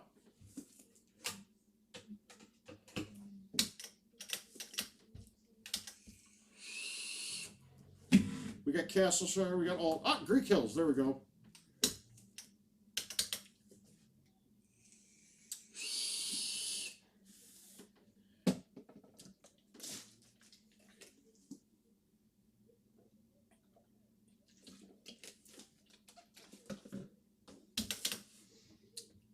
Standard clubs and balls for me here. It shouldn't really make much difference. Or once again, there are some setups on this course though can get you pretty good.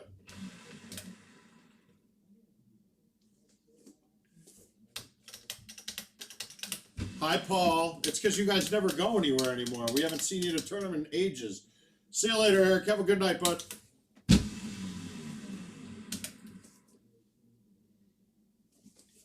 This has got a good opportunity to hold us out. Oh, huh.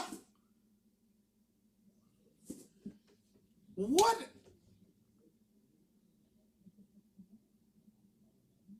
Wow.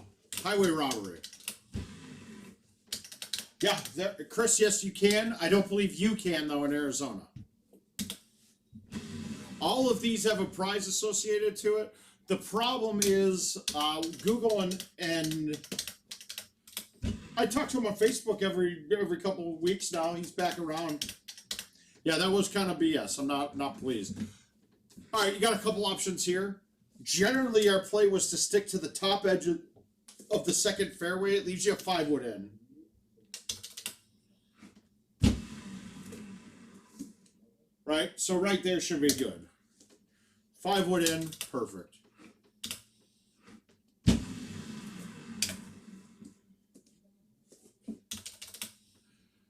Yeah, Greek will come down to 1 or 2 holes. Honestly, it will always. Most courses will. Shady will not come down to 1 or 2 holes. It will come down to 5 or 6 holes.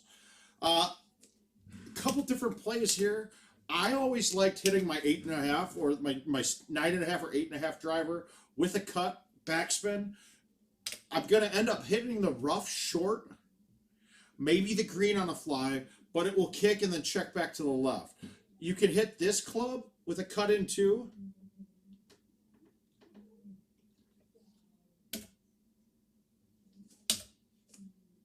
Yeah, Al's wrong as his thing. He's right. I'm curious what you mean by that, Max. Oh, I didn't cut it enough. But you guys are going to think I'm crazy, but this is a putt. I'm over 25 yards. I'm gonna get a pretty darn good push off of this. Now the only problem I'm worried about is if this heavy rough kills it. It shouldn't. But I'll play the wind as the break. This should be a straight putt in.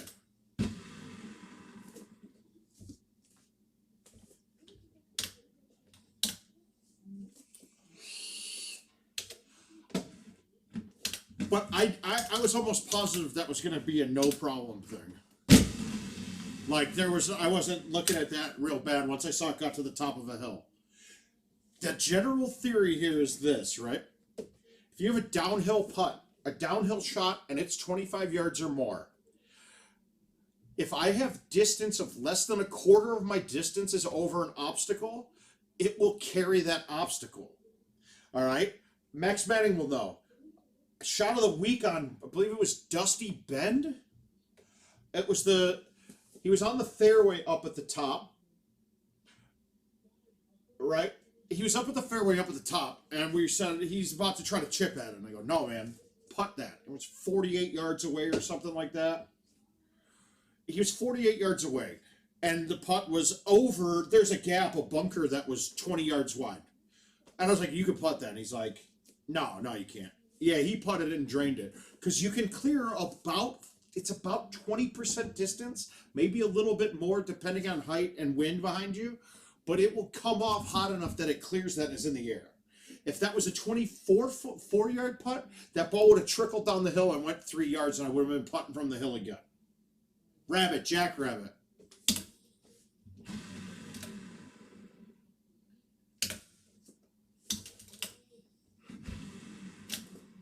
I think that is the only putt shot of the week #1 in the history of Golden Tee.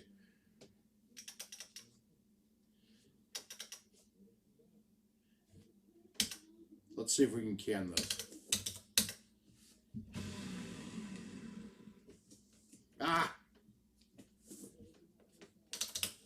Yeah, it was the only putt shot of the week ever.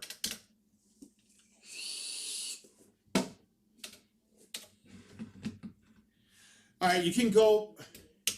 You got to stay in the fairway on this shot most of the time or be long enough. So you can hit a C3.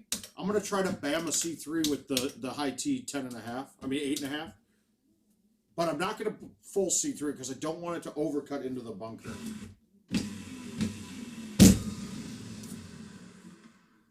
Perfect. Yeah, but we didn't have shots of the week back then. I was thinking that too, but I didn't think they were doing the shot of the weeks on Bayou. Someone stated that Rodney on Facebook said the hole-in-one putts on Bayou. Yeah, but I really think that was prior to having the shot of the week stuff.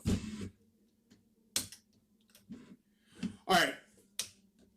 It's rare, if ever, if you have a straight shot at this, so you're always going to cut this around. I'm going to play down to the 5-wood so I can cut this and hit it hard.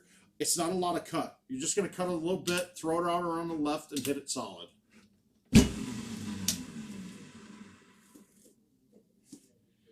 And like I said, it's easier on stuff like that where I'm in between two clubs. I'm going to choose to hit the one hard if I have the chance.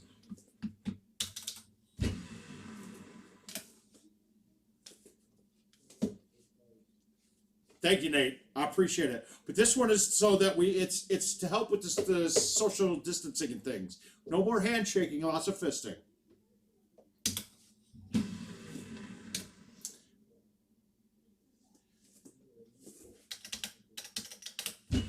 I have a Dr. Pepper shirt somewhere that I can't find, but it just, I mean, who doesn't? But I love DP. Who doesn't?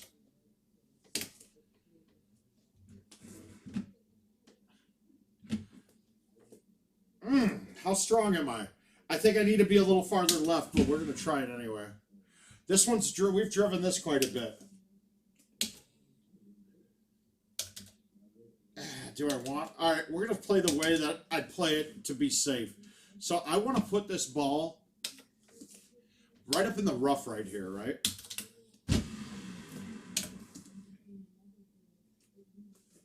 And now I'm just clear coming in. You can go long.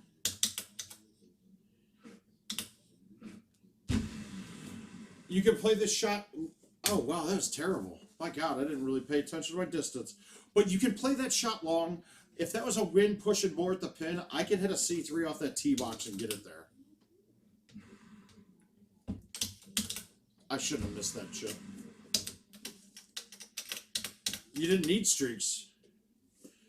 This one was drivable quite a bit, too. Not on this tee box, though. You can hit an A1, your second bounce would bounce out of the sand and kick on.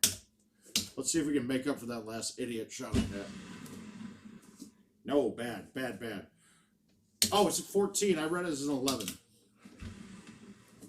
A 14 is more than one turn with a 9-iron.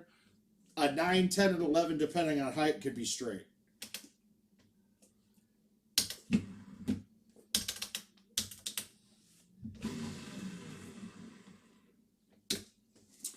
And a lot of the times with the low tees, they're really only being used for distance, not for obstacles. Like, I want to thumb that shot, but I didn't have a club I could thumb unless I low teed the 6. All right, now we're getting into the good holes. We're probably not going to be able to clear that with a high 3. So my play here is going to probably be full C3 smooth.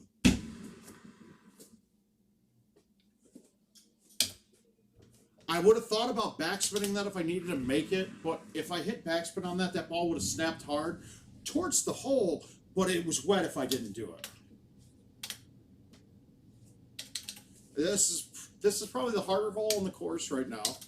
I want to put this to the fairway around here, like to the right edge of the fairway, so I have a C3 shot in it. I might have left it back farther than I wanted to, but we'll see. I did leave it back awfully far. We're going to hit a full. Yeah, we'll try a full. Ah! If that caught green first, that was right at the hole. It caught fringe instead of green, but good drop. Except I can't chip to save my life.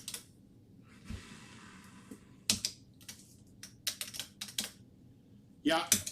I'm blowing it now on this invite.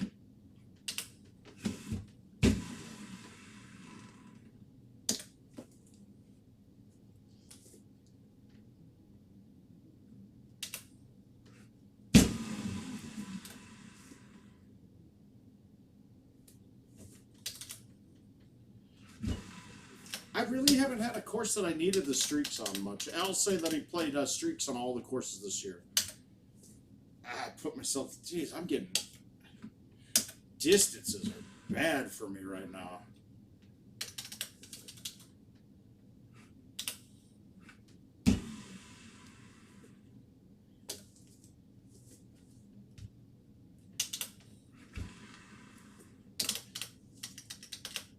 What events I help people do? I'm curious if they put in shots you're showing someone can see you shoot a bad score, go play the invite. Oh yeah, I never really care about the money on these. It's nominal. All right, so the play here is it's a low 5 wood gets under there and stays above the tree. I think it's a low 5 and a stock 4. So we're gonna hit the stock 4 here.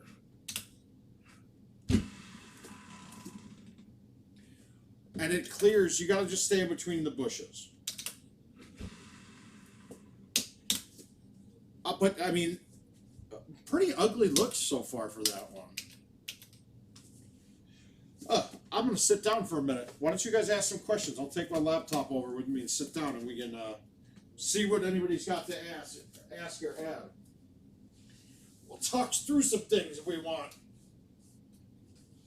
All right, sorry, what is how people do. I'm curious if they put in the trial and error or shots.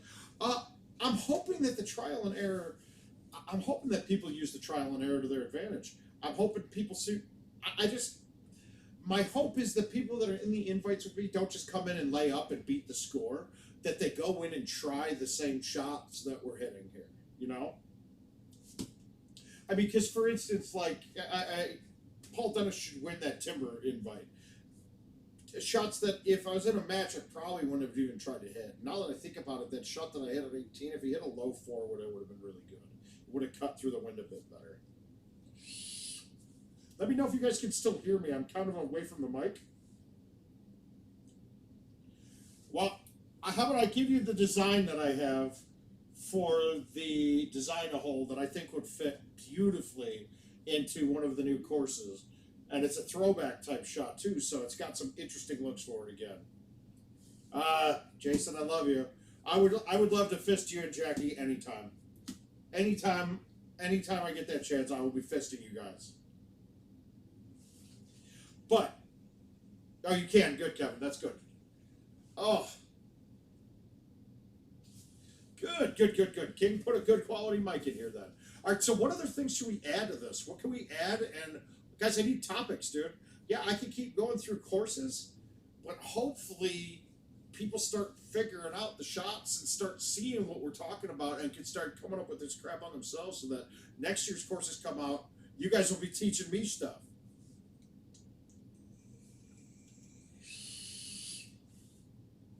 I mean, I know we had some other guys in here. Oh, I won Timber, good.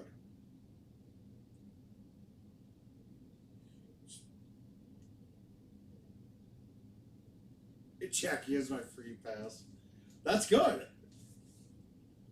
I think Al would have to be fighting through a lot of the Golden Tee community to get on the Jackie free pass.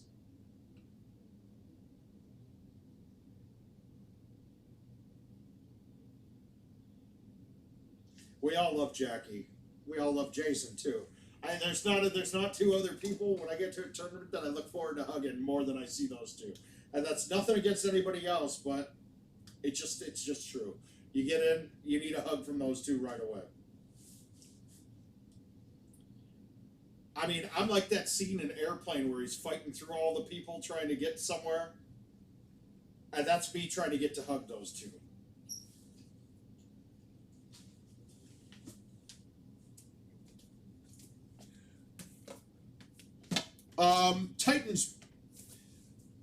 Titans blow grabbers away. The Titans go a little farther. The bounce is better. The higher bounce helps, but they got a little bit more spin too than grabbers, so that's good. They got a little more distance too. So Titans are kind of, honestly, if we're looking at cheater balls, other than totally changing the physics of Golden Tee, Titans are probably the closest thing to a cheater ball. Like, there's not a real negative to them at all.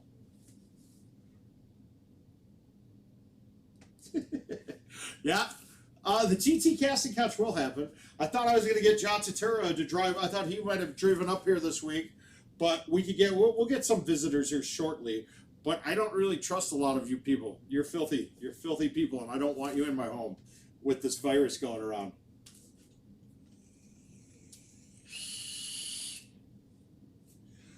It really depends, Nate. It depends on how everything's gone with flights, country. I mean, I would have to think that the next Peggott event's going to be it's going to have to be in St. Louis. Let's cut down costs for them as much as possible. It's going to be a local one. And you might get a lot of guys that are gearing up for World Championships ready to go to an event. The problem is the next Peggott event going to happen before or after World Championships? That schedule might be changing quite a bit. It is the 8-year anniversary of Slabs and Craps, guys. All right, I guess I'll do when we're talking here. I'll see if I can show CJ up on an event and see if I can pop a 3-better real quick and just. I'm right on the corner. I'm right by that B-dubs that we went to. I'm in Fairfax, Cedar Rapids. Yes and no, Mark. I don't know. I can go either way. Just like anything in life, I can go either way.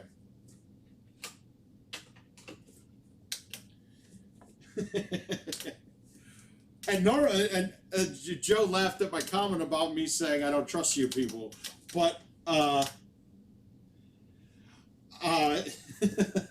typically I'm the filthy animal at the tournaments. So now, do we pretend to be CJ and water this one, or do we try to ace it? I think I'll try to ace it. We'll try it. I got the super spin pitching wedge though. This is gonna not be good.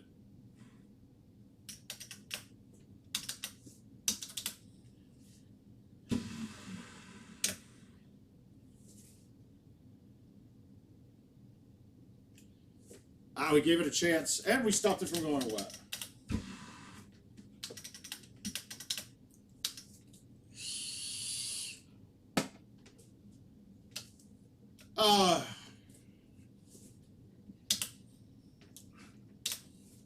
Man, that's a tough one.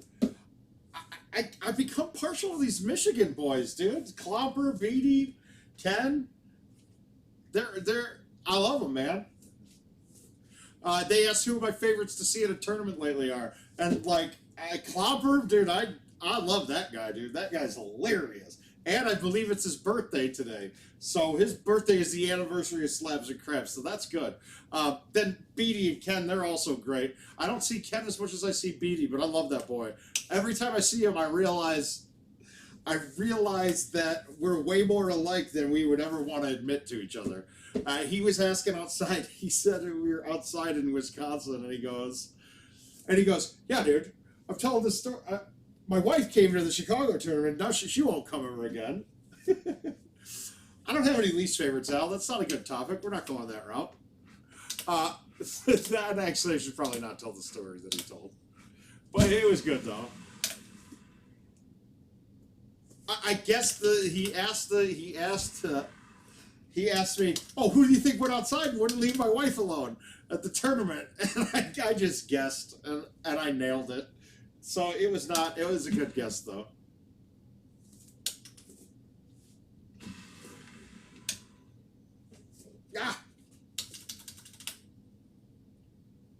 Al, there's no need for drama, dude.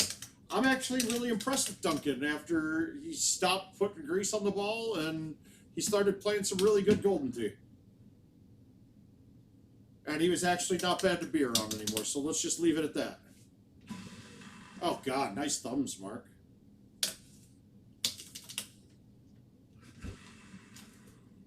No, absolutely not, Thor. We can't get this one back with that.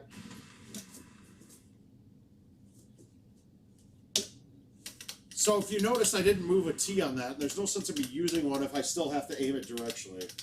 I did nail it, Beatty. I did. I knew you'd get a kick of that. All right, uphill, I don't have to play the stout math as much, even though it's only it's a 3 crosswind, right? But it's an uphill shot, so this is it's not gonna move nearly as much.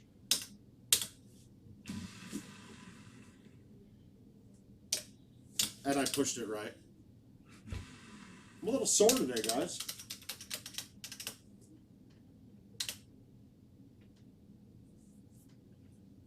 No, we have an incredibly great community, a very big family now. I mean, I wouldn't change any of these guys for the world. Except maybe Al, but whatever.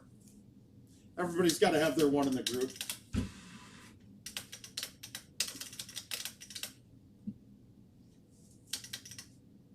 Ugh, bad looks on this setup so far.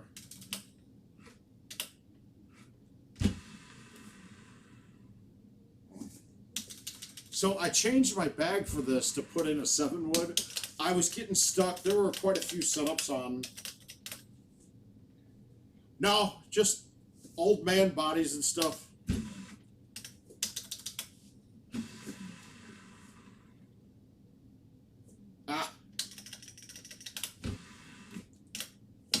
Yes, sore from Dr. Pepper. Dr. Pepper makes me sore. All right. We're going to go for this one on the fly. We're going to backspin it. Normally I'd bounce up short and try to kick it in, but we're going to try to land green first. Oh, wow. I did not hit that ball as hard as I wanted.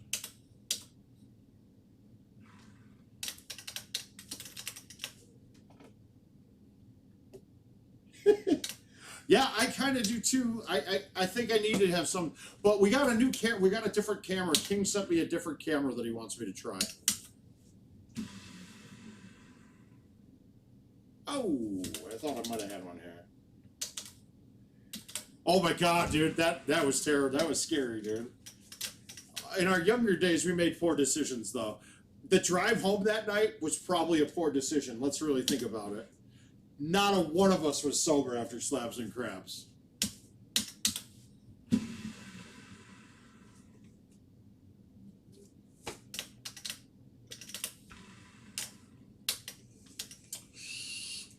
Now, if I was actually playing this right now to going for score, I'd probably quit this as we speak, because the rest of the way it's going to be hard to find 3 hole-in-ones.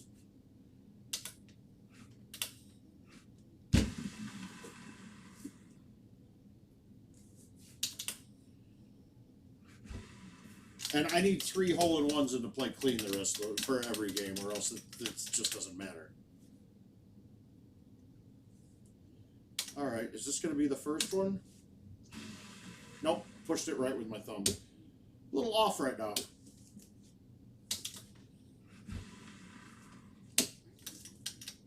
How long is the drive from Wisconsin to Minnesota, Al? I can't remember. Was it about 6 hours?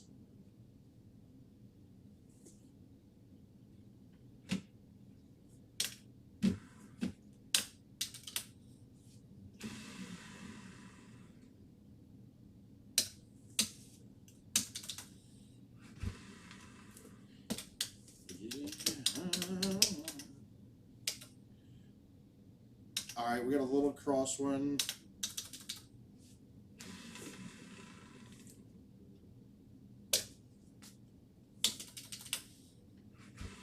Yeah, I'll knock out a couple of these. While you guys are talking in the chat, I'll knock out a few of these. Let's see if I can get one heater going.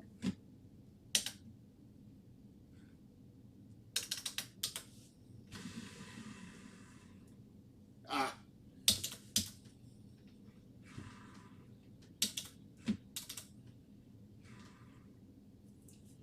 Yeah, that mud is a bad thing.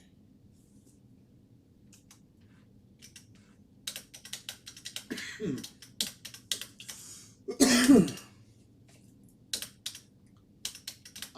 don't want to be anything. So, does anybody watching have questions about these event modes in the home edition?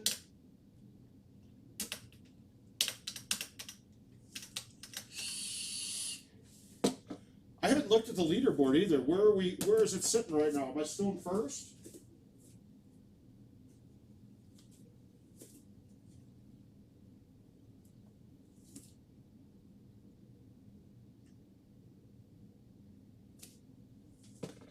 All right, we'll look here in a second. See if CJ's caught me. He would need to catch me and have a lot of points, so it's going to be a tough one for him.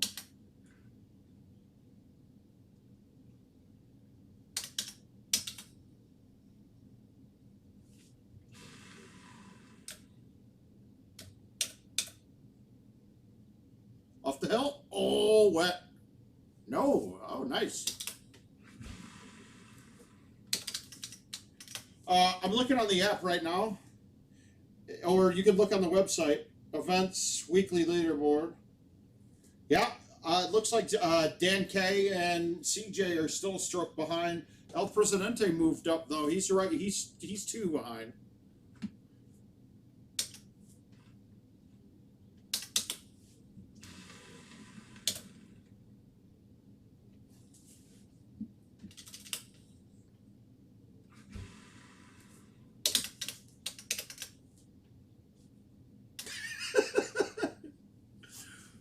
All right, I'm taking Al knows by experience. See, how do I play this? Do I drop it? Yeah, we're gonna go here.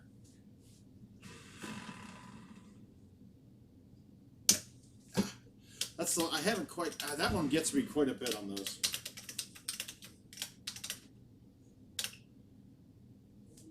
All right, I'm not gonna move the 4.5 as too big of a crosswind, so I'm gonna just thumb it and aim it. And I aimed it way too much. I couldn't get it out while I was playing with Titans, but now I can.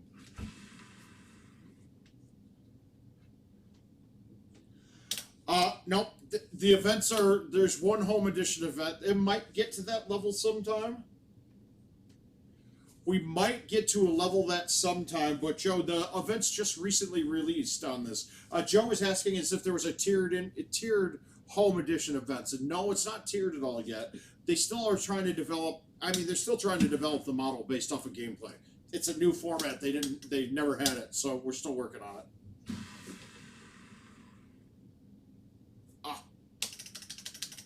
John Chansa, yeah, we can play 1, 2, 3, 4 wallet. John, I am terrible. I'll be happy to play with you.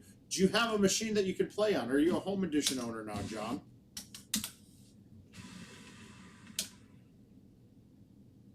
There we go. All right, got one. Let's see if we can get a second.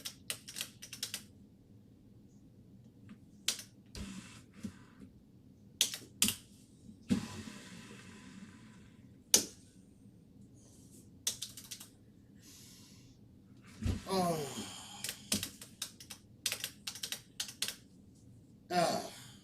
Son of a...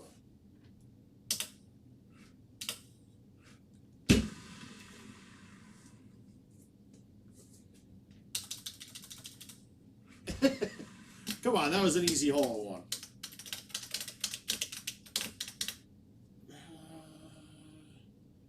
All right, 6 wind. Little bit of cross. That should fight that. Come on. Ah.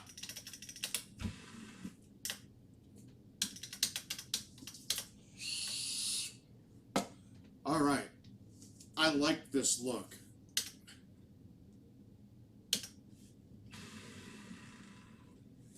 Fuck. I didn't need to move that right at all. Oh, yeah, I did. I didn't need to move that much, but if you looked, I had a click off stood straight. I don't know. I'm probably 60 in, Brock. Something like that.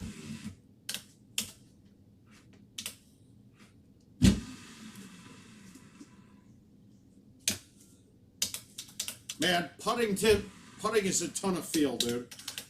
Really it's cheap the same rhythm on it. And somebody's asking about putting tips right now, and thanks for checking in, Lewis. But it's all rhythm and feel. Putting is all rhythm and feel. That's really all I can say. It's you're just getting the feel down for it.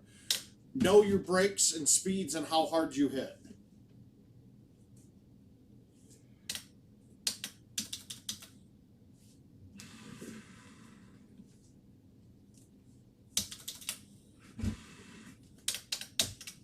I haven't gotten. I played maybe 20 the first day and probably 40 the next day. I'm guessing around 60, maybe 70, somewhere in there.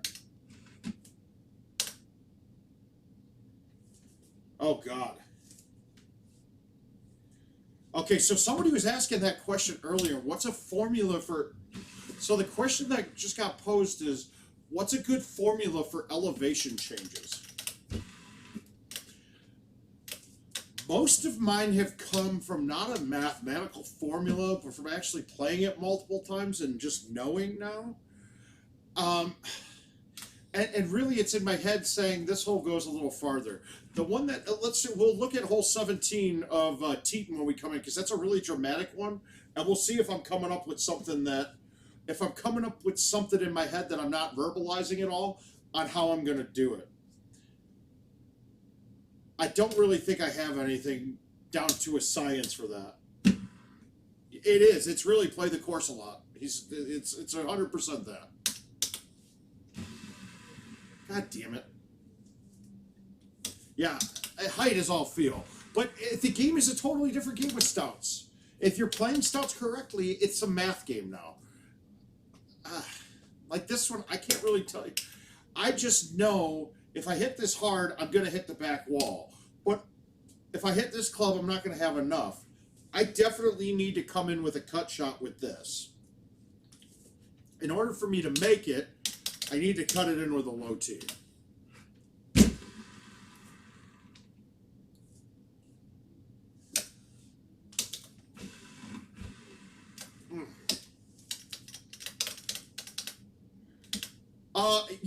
honestly, I'm going to say Golden Tee on the inconsistent holes are rare. It's very consistently inconsistent. So the holes the couple of holes that you realize that there's an inconsistent distance or cut shot plays a little funny on, it's typically the same on that hole all the time. So in that way, it is consistently inconsistent. It is. It's all a game of math. All right, so we got a little bit more than a 4 crosswind, right? It's like 4.2 by this. I need to get this a click to the left. I needed more than one click, all right? So that one there, though, it's because I didn't equate the down into it. So that ball was in the air longer than a normal one with it. Well, but you have to factor in the elevation comes into play. John said it's not really about the elevation as much as the wind. But if a ball is elevated, the wind is going to be moving it more. Oh, we had a blast down there, Christopher, last time when we were there last year for Evansville. All right, we got to make this one, or else it's a quit. It's a DNF anyway. So I'm gonna thumb this with roll and try to snap it in. I put it way too far out. Yeah, I needed to make it though, otherwise it was a DNF.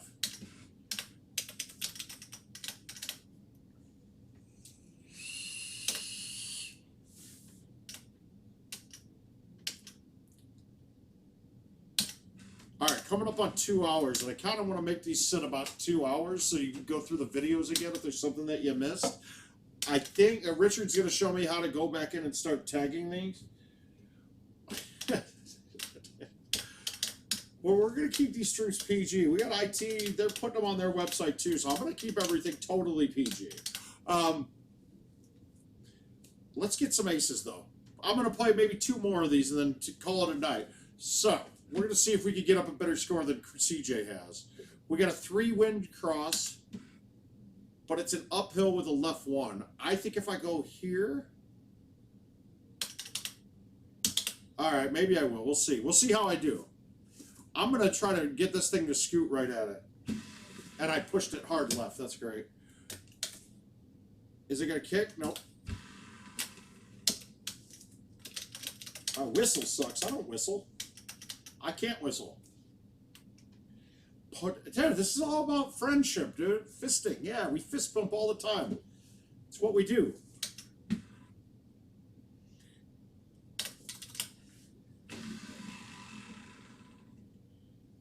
Uh-oh. Daddy got an ace. Chris, we actually have a telestrator we're going to bring into play sometime in the next 2 weeks. So I do have a way to draw on the screen, and we will be using that soon. It's going to be great.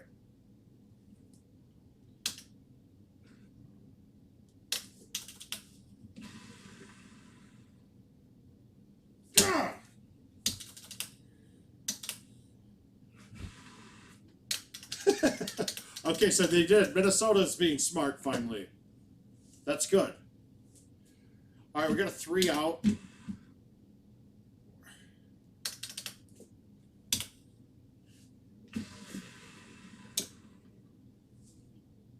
Come on, get your lines right. My thumbs are a little all over the place. Okay, this one I always keep forgetting that because I'm uphill a bit, I don't need to play the wind as much. So this should line up pretty good.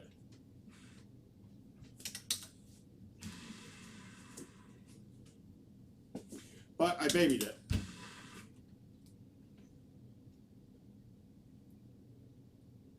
Oh! I gotcha. All right, I can't thumb this one. This uphill, it would cost me a couple times. I got to pull back and hit this, so it's a little bit less likely for me to ace it.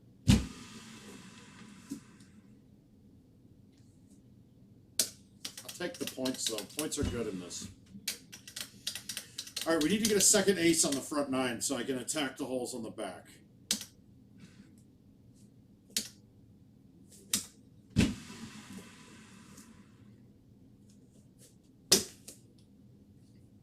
You asked for it, you got it.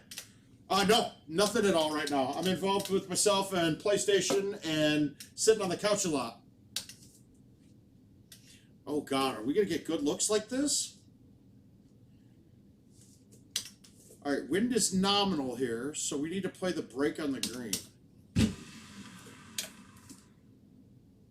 And I didn't. That was bad.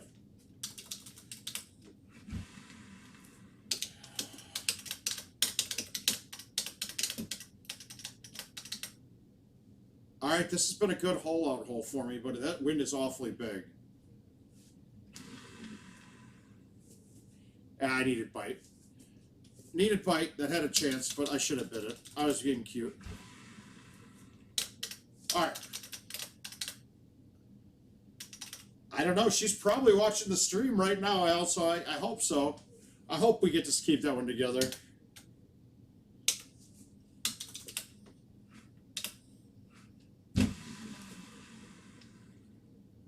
Oh, come on!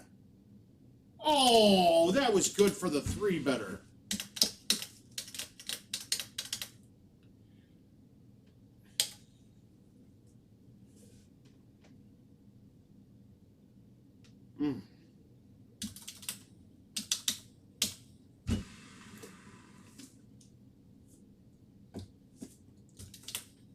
Oh, all right. We got to get one of these. Come on. We're going to get one of these.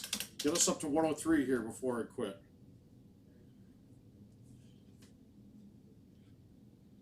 Ugh. All right.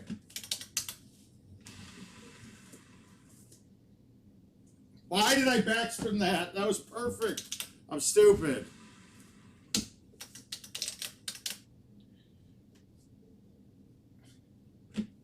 Al, you're gonna get in trouble, man. She gonna get mad at you.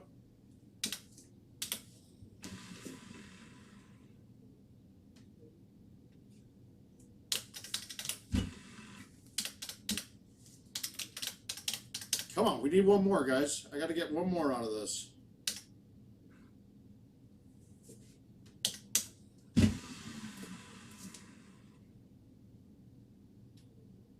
Wow. Ugh.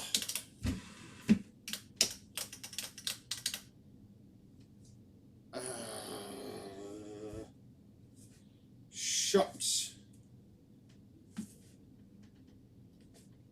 See, this is the rough ones. With I just really don't think this is going to have a chance.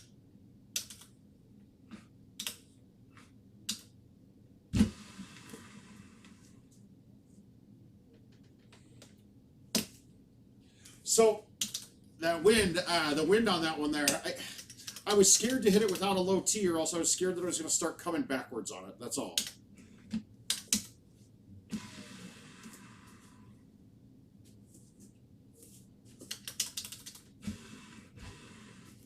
Well, the good thing here is that I believe this amount of points is already higher than one of my point games, too, so I think I should pop it up. Now, the question is, do I take that?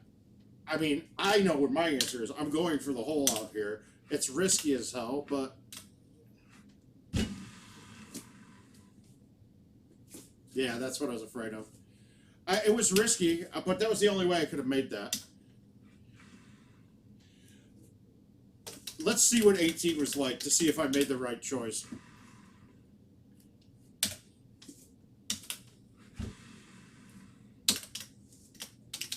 But, I mean, I would have easily stuck that, right? If I wanted the birdie on it, that I had a birdie, no problem. I wouldn't have backspun it, would have bit it.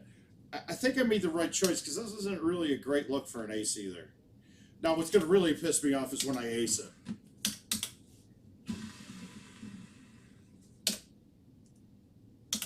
Yeah, none of these are really good looks. That wasn't a really good look for 18. I mean, better than most. It was a guaranteed birdie. But 17, if I need 3 hole outs right now, right? Otherwise, it doesn't get any better. I'm thinking in my head, though, does the points matter? Would it have mattered? Am I going to get past it 102 anyway? I don't know.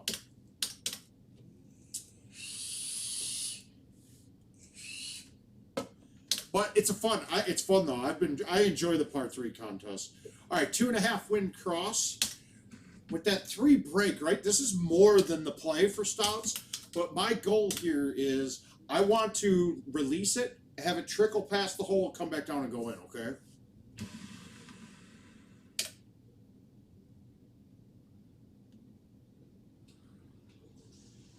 Ah. Chris, have a good night, buddy. Hopefully see you again sometime soon. Oh, that's too bad. She should. I'm very entertaining.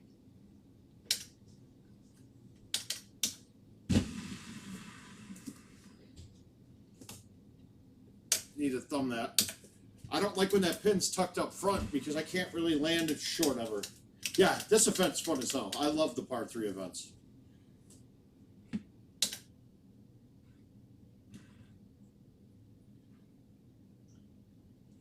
All right, I got the super backspin here, so this should get. It's going to give it a chance, I think.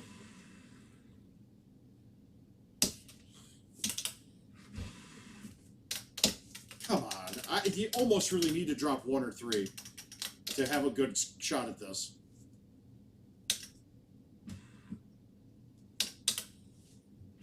I pushed it. Yep.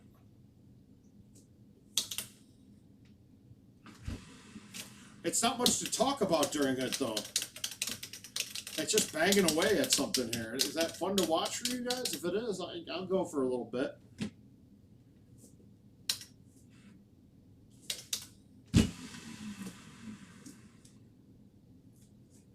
I still haven't quite gotten that distance figured out on that.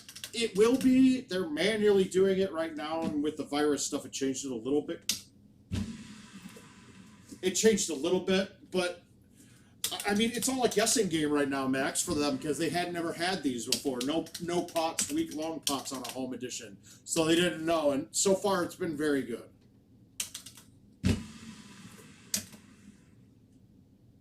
But I think we all knew it would be, though.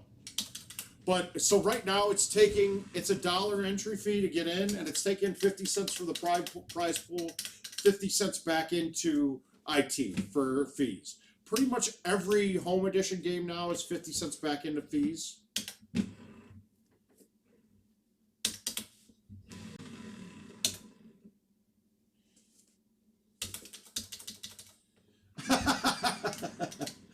Yeah, I could see it being a hell of a lot better. Luckily for me, I'll go upstairs and play a bunch of PlayStation after this, so I'm happier than a clam right now. Did I get one finally? I got one.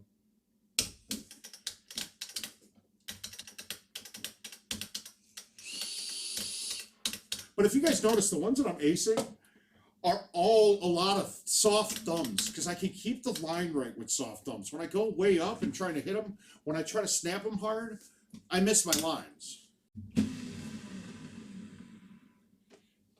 I need to pull that one back. Let's see what. Oh, God. All right, it's only a 6 wind with these, though.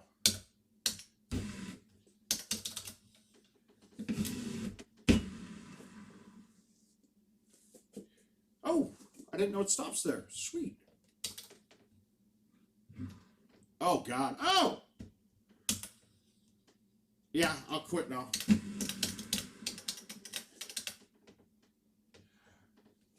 The season's going to take off sometime, but absolutely, if not this year, next year, I want to see us get aggressive and go for. I think we need another pitcher, to be honest with you.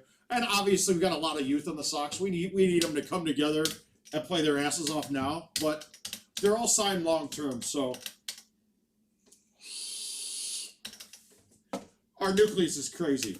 I go between 80 and 90, let's say, are my thumb speeds. Okay, now this is one though, right? It's such a good look. I can make this.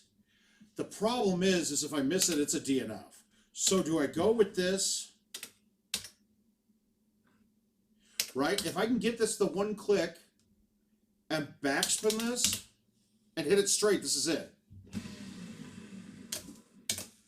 But I didn't get it straight, so that's wet. So now it's a DNF.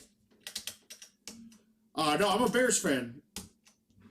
I didn't mean to turn off the shot meter, but I mean, do I go? You got a question on that one? Do you go for that hole out right away? That one I went for it hard. I even might have rolled that over with the backspin coming down if I would have hit the hole. but I didn't hit it straight, so I can't really judge off of it. It's nice to get that one out of the way early, though, because if that was like hole 16 or 15, and I'm like, oh, I can make this, but do I go for it? Well, this one's going to go in.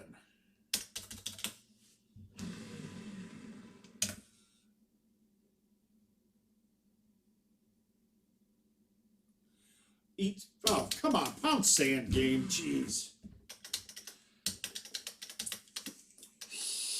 If you play that one right, though, you can give it 2 chances to go in.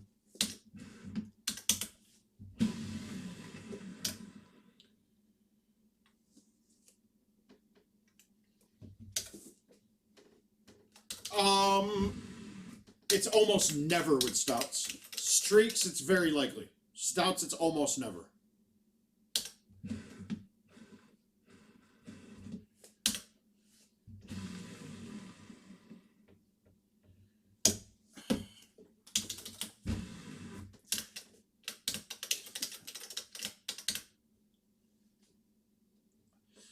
Al, come on, dude. I wish you used your brain before you spoke more, Al.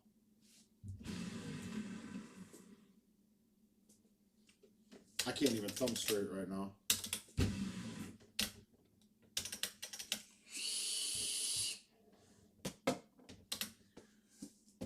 Well, it's all profit. I haven't had a net. I haven't had a net down on. So we had I don't know what your real name is, but Simp Forever asked, how much profit do we make? I think we've done some estimated. Let's say I've estimated roughly 100,000 games lifetime. And let's say an average of $3 a game. So you spent best club ever. Oh yeah, okay. Good luck with that. So I mean, roughly, I don't know. If I'm 30K to 50K a year profit, let's say, depending on the amount of play.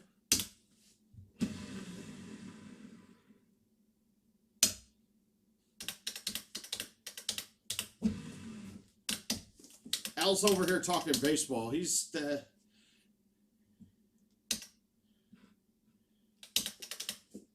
Oh, hey, Mike. Well, thanks for checking in. Yeah, but about 30 to 50K a year. Bangers, you can get close to six figures.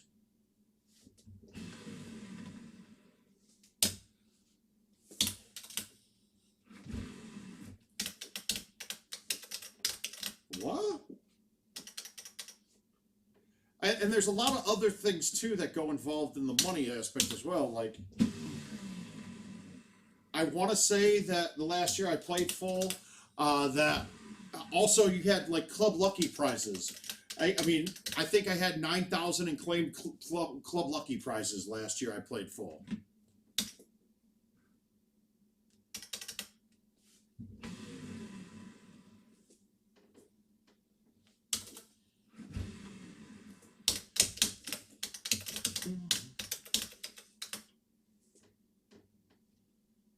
Yeah, there's a lot of talented teams in the American League.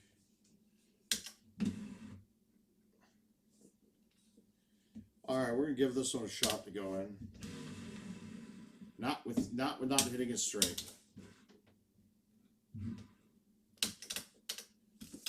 Oh.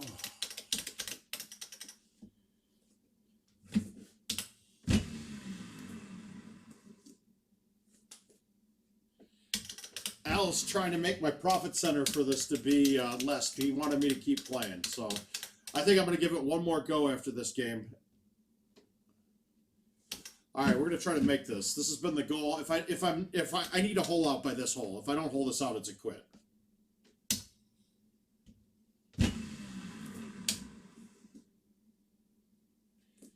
Yep.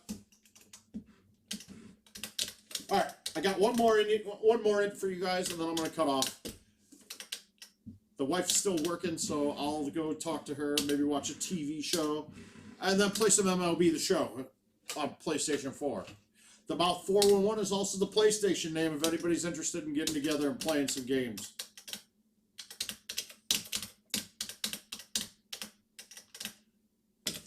Let's start this off. We're going to start this off with an 8.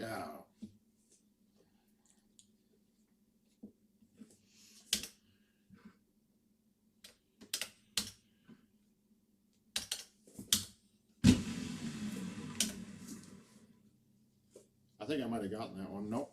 Nope. All right, we're going to play one more game. I have not. I'm Joe Exotic just seems too exotic for me.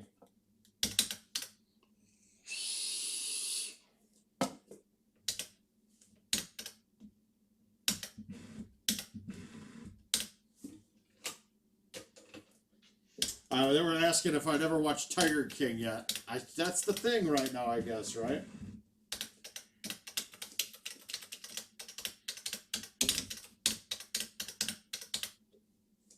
God dang it. They keep putting it in spots where...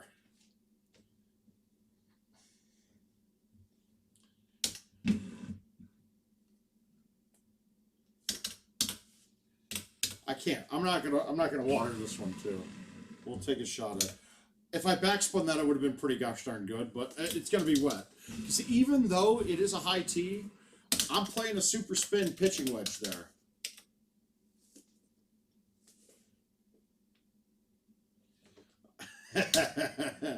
Well, that's the last thing I need. If my brain explodes, I wouldn't be able to do this.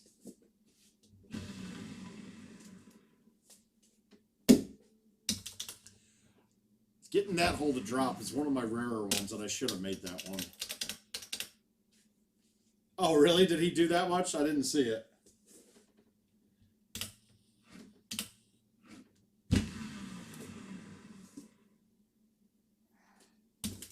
But that's the thing, though. I'm already past the point, Josh.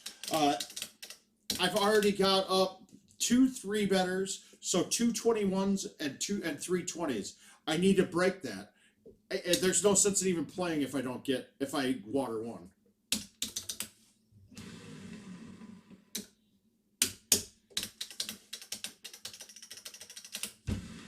I really, honestly, it should be 9 holes quit. I tell you what, I'll play until I get one in, at least, to start on the front 9.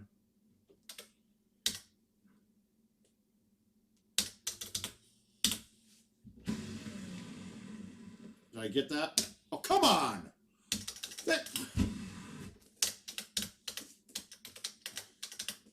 Enzo, back at it again. Hey, buddy.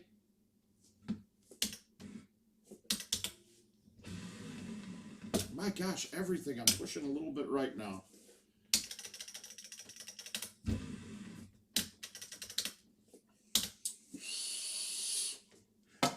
But these are only $1. The Freaky Fridays are costing them more than that. Well, not really, but...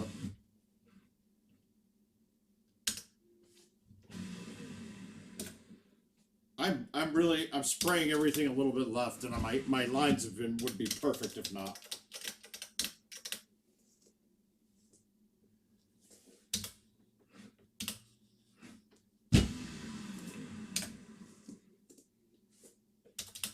I'd love to see an Ultra on one of these. It's such a different... I don't think I'd ever get an Ultra playing with Stouts, though.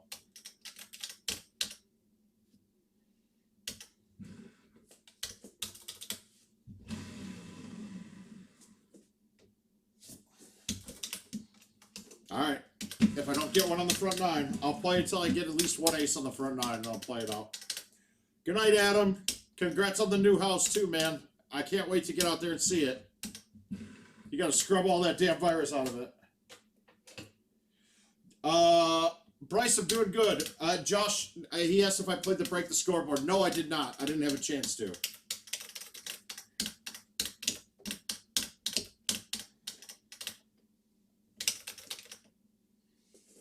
Okay, let's get this one. 3 wind, half a 3 wind, there.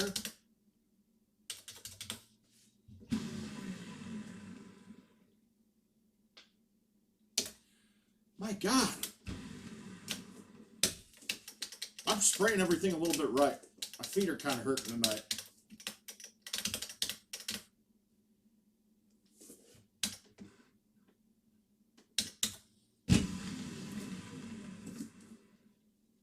Get past the hole. Get in the hole. Come That felt good. All right, we got super spin clubs, so I don't think this is going to be a problem bringing it back up. 2 wind.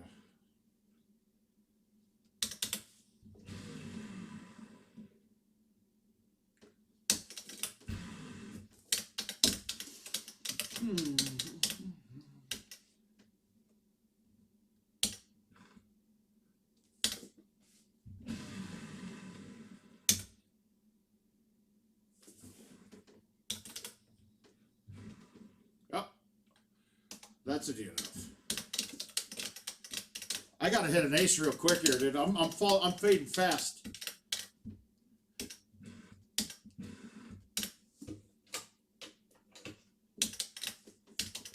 I think Al just baited me into building the pot up some.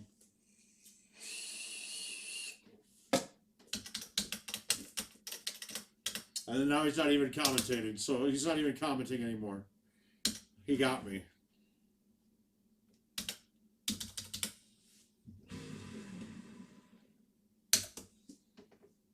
There we go. All right, we got it. This is my last one now. No matter what happens, last one. Here we go. Let's get 1, 2, and 3 and call it good.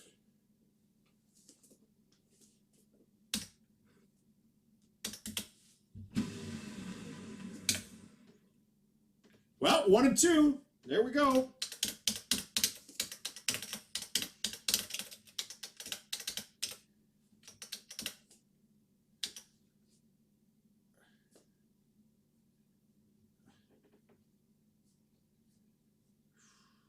Wind.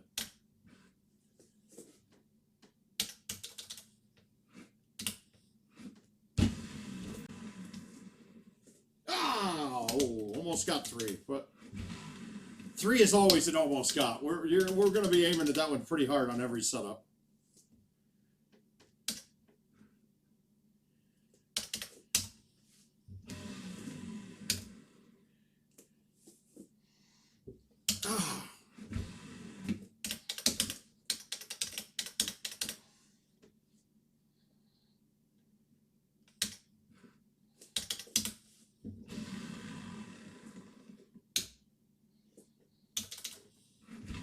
Getting some in-between club shots here that I'm having a high tee that I don't really want to.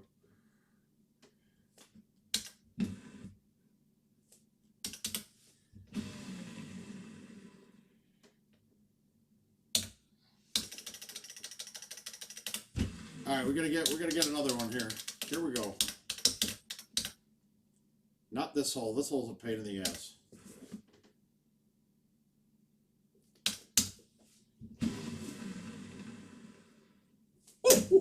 Come on! Oh, that would have been nice. All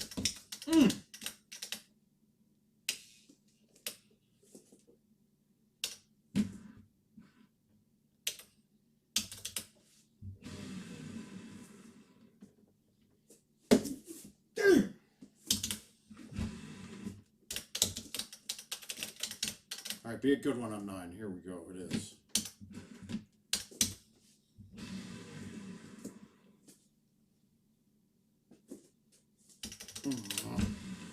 All right.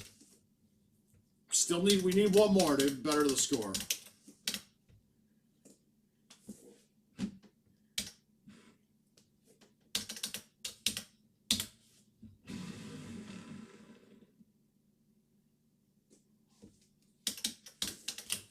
That felt good. There's one.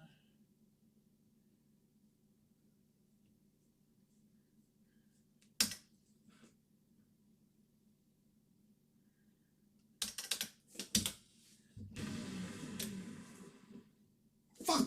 No low T. I was scared. I was too scared. I was scared to not. I didn't want to go long.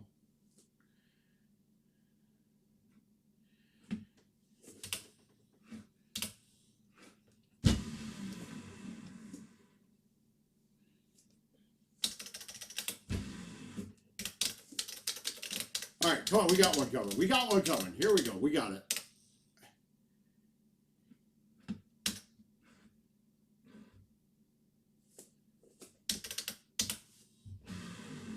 pushed it. Crap. Oh, God, I had the speed just right. I pushed it a little bit left. Otherwise, that was good.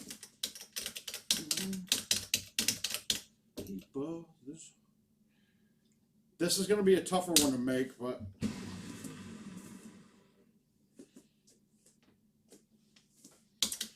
I couldn't use the stouts to aim for me that time. I had to aim that physically.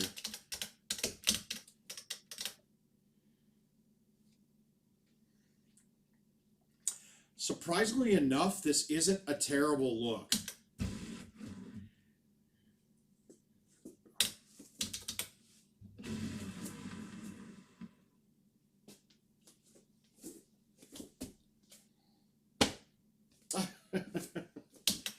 I thought I had to walk away on that.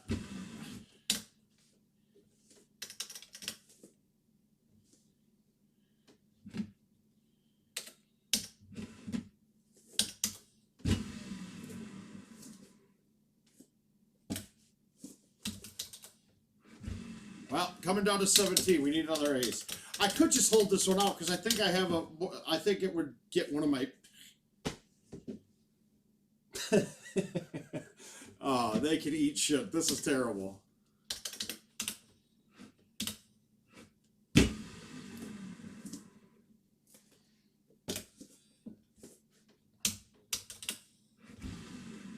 All right, so do I go hard at 18 or do I just take... We'll see what 18 looks like. Well, it's makeable.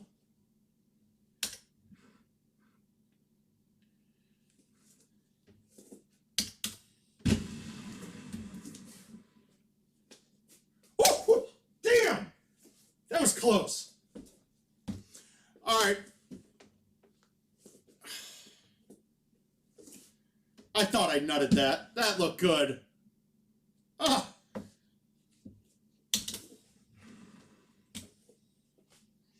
Yeah, it upped my great shot points. I'm sure I don't think I had any with 90,000 yet, so we'll see. Let's look at what the events is.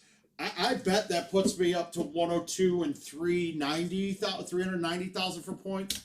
And now I got the itch. I want to play another one because that was too damn close to having a good one. Joe, you're right. Well, because I'm already in first, I can't get any higher. So it's just really, every one of these is a waste of $1, but I'm entertained though, so I guess I'll take my $1 entertainment expense.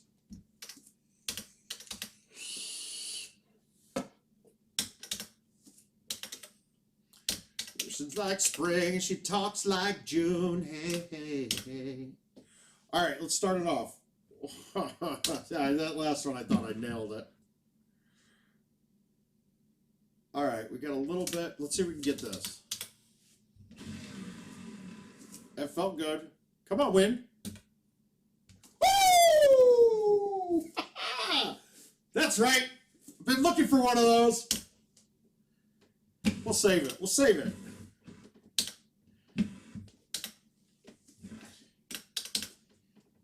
Ah.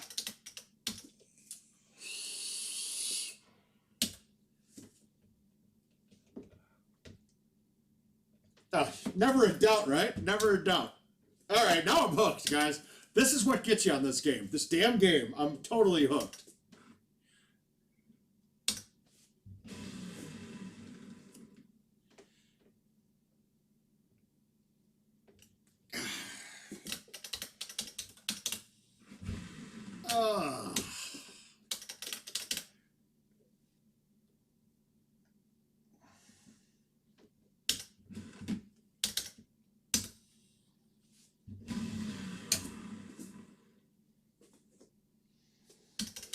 God, see what I mean when I snap thumb that?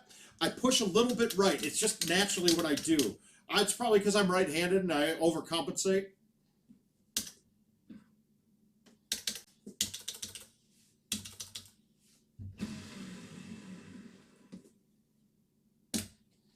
I'm trying to direct the shots with my head now. That's not good.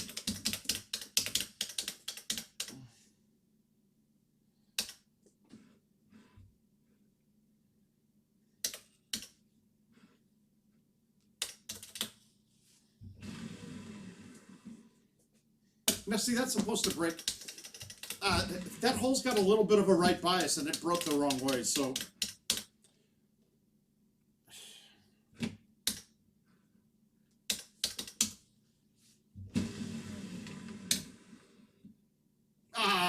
That second bounce would have checked hard, too. Did you finally get a chance to dance along the light of day and back to the Milky Way?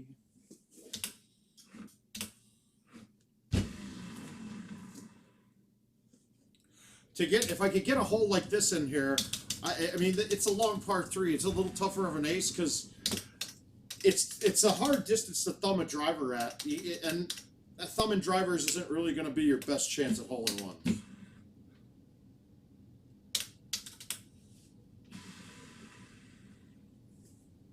Wow, that snapped. It's along the light of day. All right, we got to get this. 6 wind, though. I can't fight a 6 wind with stouts. Like, this would fight a 5 wind, maybe. So I still have to play it out to the right some. It makes it a little bit more challenging. So I'm not even going to use a tee.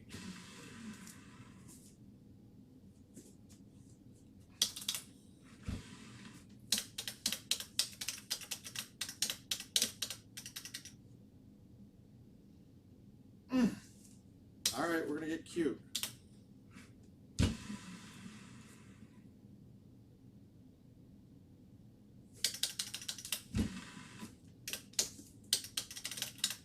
We got to get 2 more. Get 2 more.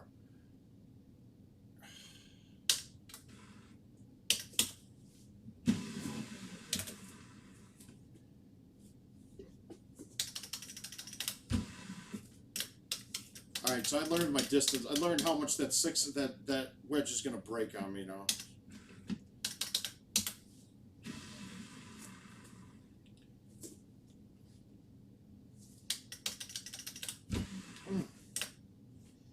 Guys, I'm trying here. I'm trying to get something for you. It's not even about me anymore.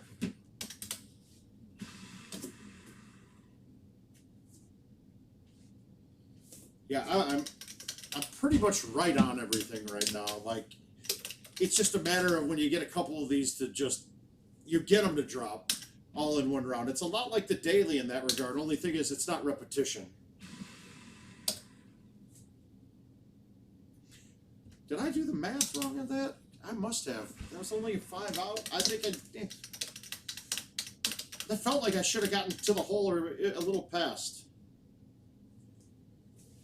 All right, we're not going to bite this at all. We're going to throw this left and have it try to sneak past the hole and come back down naturally. I didn't get it left enough. But it would have come back down.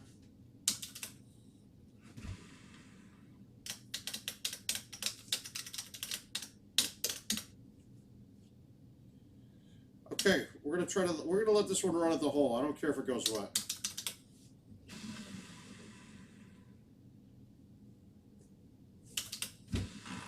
I'm coming up to the end of this right now, like where I gotta put something in. Oh, I have to make one of these two. 8 out wind.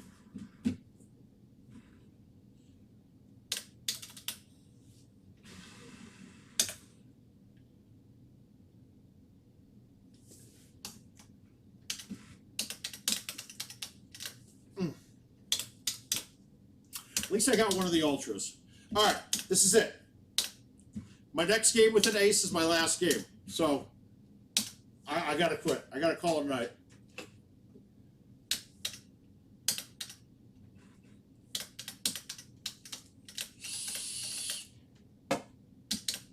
So let's get 1 and 2 again. That's a good start. To get 1 and 2 is always the best play.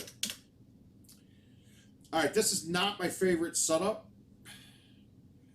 We're going to try to ace it. We're going to waste $1 most likely, but...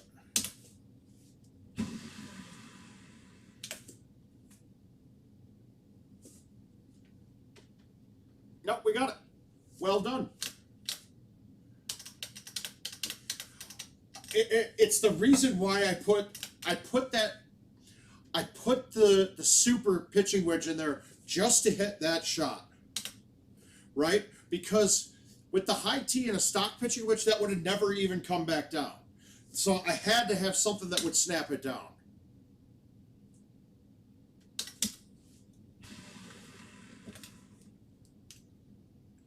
Yeah, I pushed that one a little bit right. I needed to hit that straight.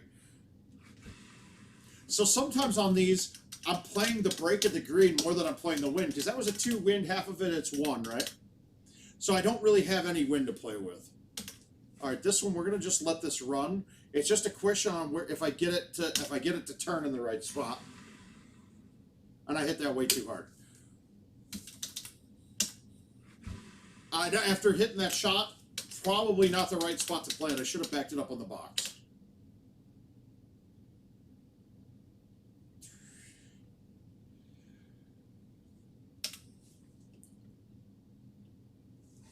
Well, if I'm gonna make this, I have to hit this. I think I might have made it. That's more shit. There was a little bit of wind breaking to the left, and it didn't move it at all. But I mean, it is. I did hit it solid, so I did play through it a bit. And I pushed that right too. You can feel it. I can feel it when I do it.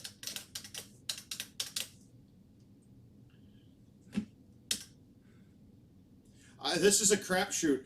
If I can hit green on a fly right next to the pin, I got a chance that the second bounce hits green and goes in. I'm almost really playing this to bounce green, hit the hill, and then come back and go in. But I hit fringe. Oh, that sucks. All right, that one's dead. Oh wait, no, I'm clean now. Let's get a 3 better with a par. What do you think?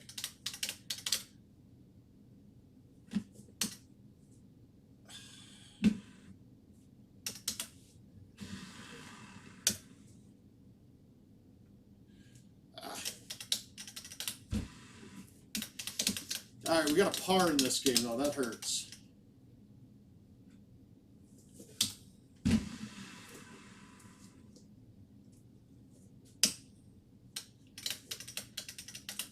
These are just killing me, man. I'm right on the edges of everything.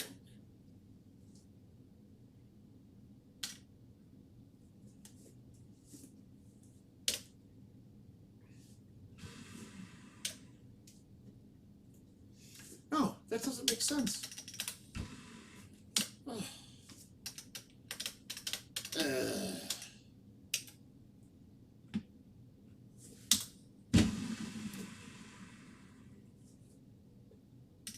When that pin is tucked up to the front edge on this hole, it really takes away all the options. I don't have a lot of spin choices I can do.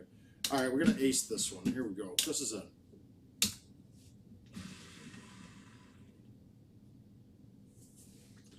All right, one more. God damn it. You people. God damn you people. And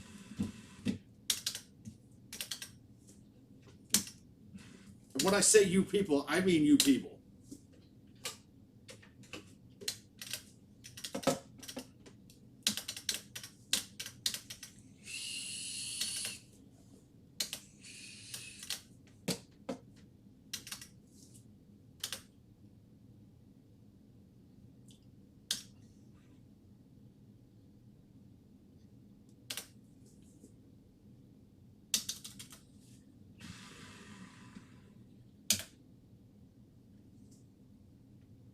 Come on, that was perfect. No,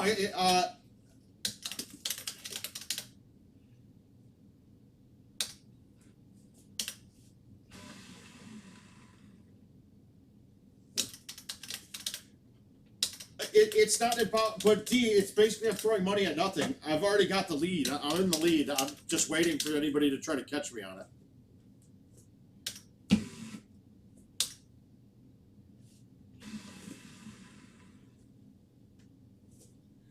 See, that one drives me back. Yeah.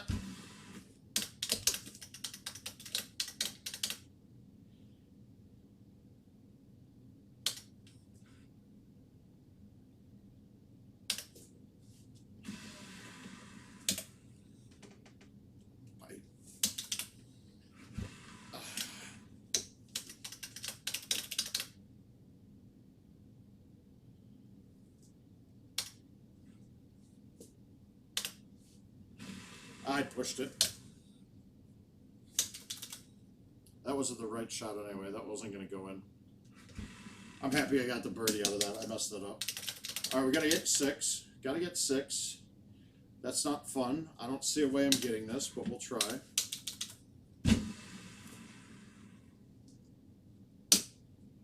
Man, I haven't seen... That's the first time I've seen it where I even could have thought about a 3-wood on that hole.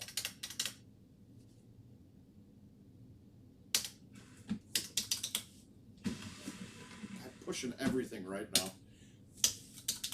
I needed to hit that dead straight, and I pushed it right.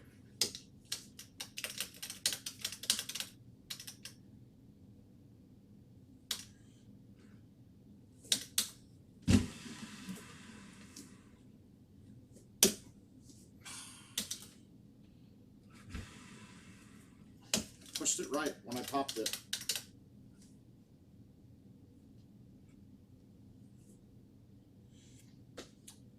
In all honesty, if I hit this dead straight, it's in. And I pushed it.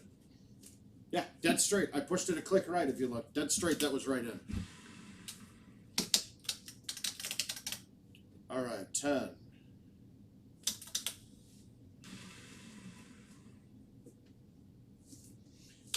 I'm going to putt this and it's going to miss. Yeah. All right. Again! This is turning into a miracle real quick. I've got the itch now to get a 3-better up on the stream. We could be here all night now.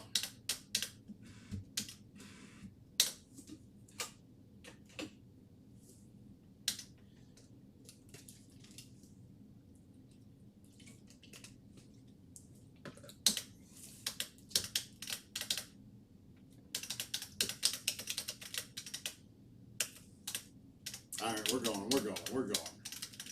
We got an ace 1 though. Ah, crap. All right, this one I'm not going to try to ace hard because the left 5, it's hard to get the backspin right on the left 5. So I'm just going to throw it up with bite and hopefully get it to drop. And I wetted it anyway because I'm dumb. I moved it back on the box. I'm stupid. I quit.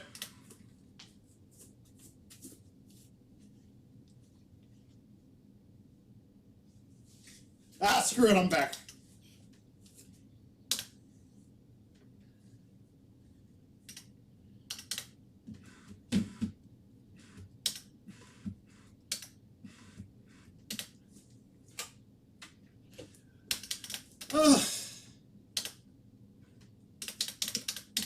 Yep, I'm back.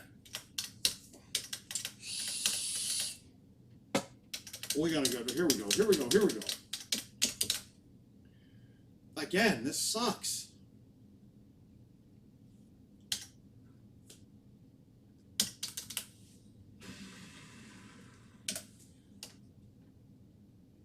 Stop.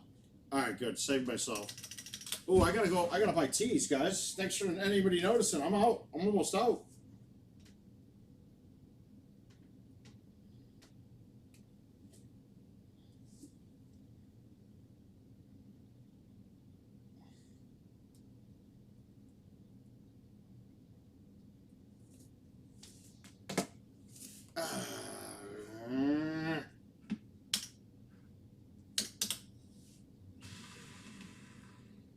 Oh, crap, I didn't even think of that. I totally didn't even look.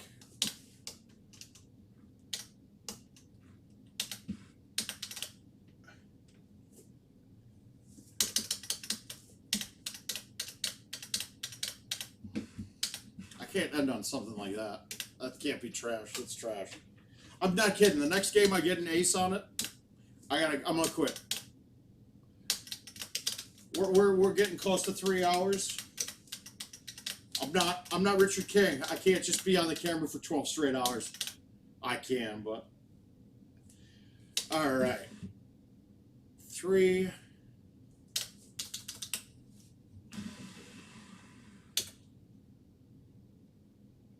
God, I did it again. Too hard. Huh. It's weird. I thought that shot was working before. I've been hitting it too hard now.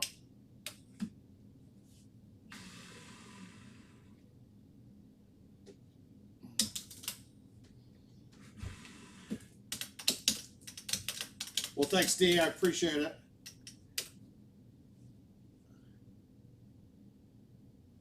All right, this is going to rip hard because of the super clubs. Let's see if I can get the line right and rip it right in. Absolutely did not. I pushed that left. I pushed that hard. I'm putting the tees in the perfect spot for these shots, and I just keep spraying a little bit.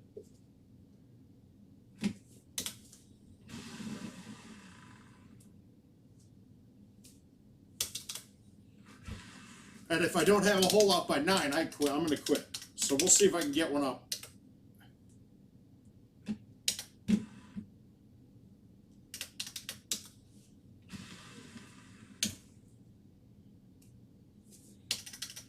Good line on that. A little bit much.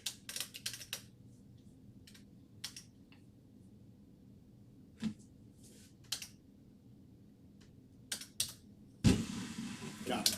That's good. Wow, that's long. Ah, that felt really good. I had the line just right.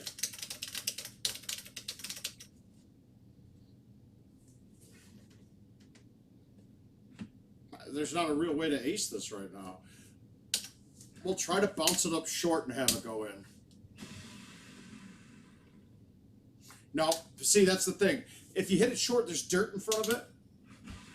If I hit the dirt first, it'll keep its spin, but if you hit the cliff, it loses its spin. So, and there's only a little bit there, so it's not really an easy, it's a crapshoot to try to get that to work. This is going to be long too, probably. Well, let's go here and low tee it.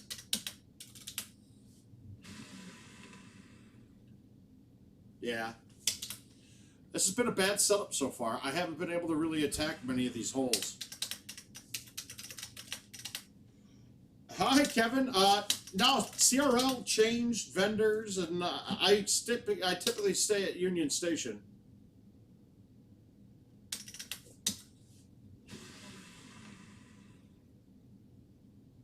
Now, I can't believe that checked back to the left. That should have checked right.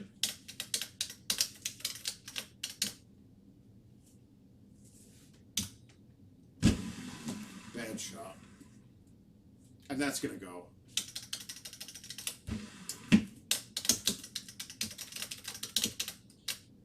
All right, if I don't ace this, it's a quit game.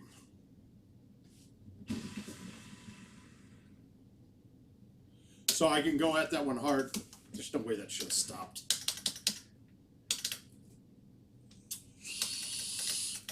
Aren't you in Arizona now, Kevin?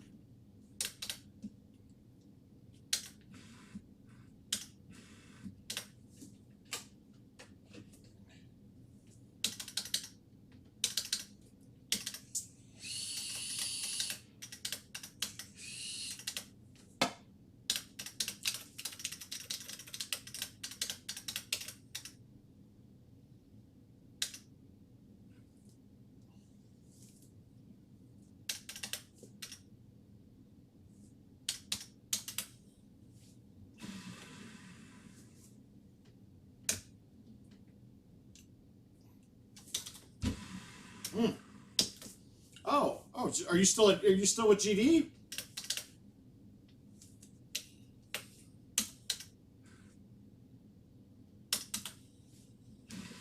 Oh my gosh, that was a horrible bad shot. Oh, and I hit roll instead of backspin. Wow, that's genius. This is gonna be a quit. Jamie, you should be texting or calling me right now.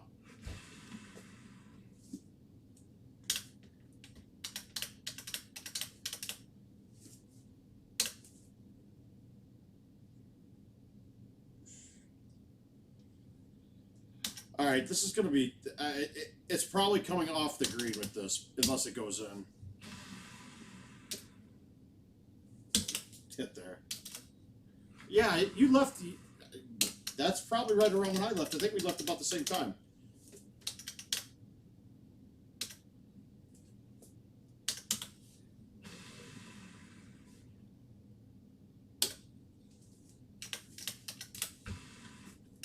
If I could turn this one into a round that's a keeper for me, it would be pretty impressive with how bad I've played to start.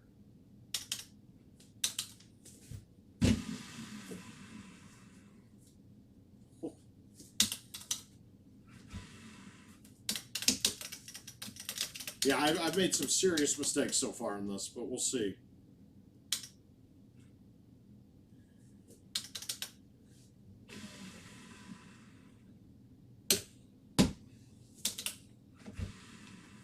These ones are starting to kill me, boys.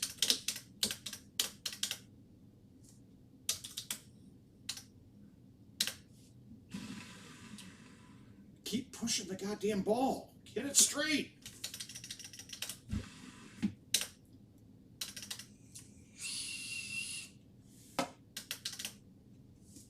Ah, that's no fun.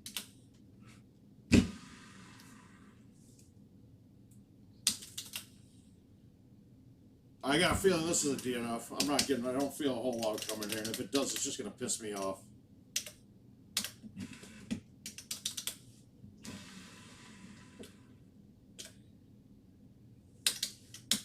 Alright, hole 9. No hole outs. I can start again. Let's get a good target at one of these. I got to make one of these early ones.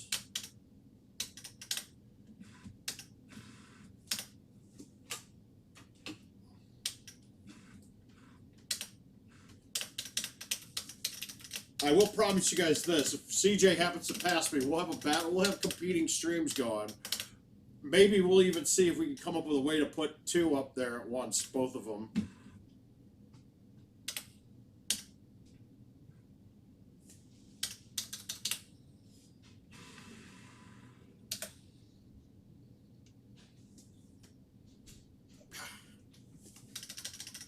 I was right. I need a roll.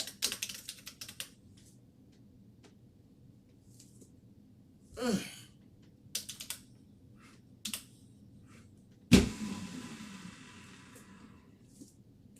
I mean, that's just no. Oh, is he trying to pass people right now? Does he have a machine too, Steve?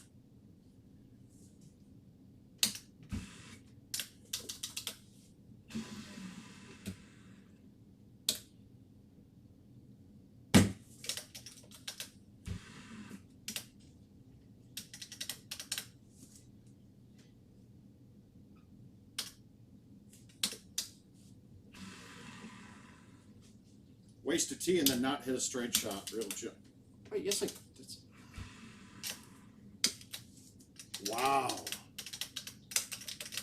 See where we're at now, Steve. I see what we're feeling.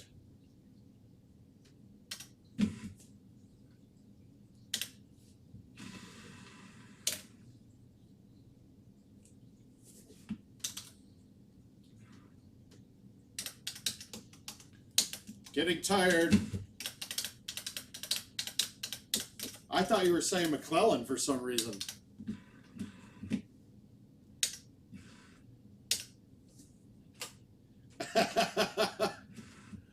He's got to hit the... Isn't there a 100-game limit on this?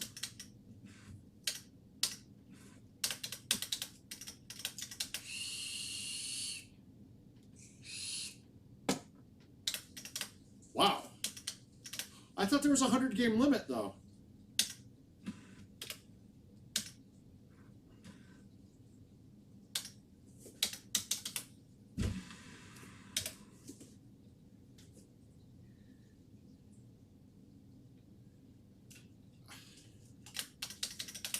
Oh, there's no 100-game limit this time?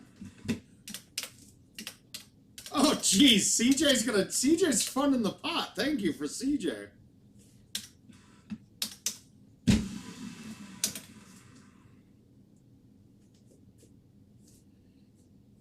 Come. If you guys watch my stream compared to CJ's, the shots that we're hitting are totally different now.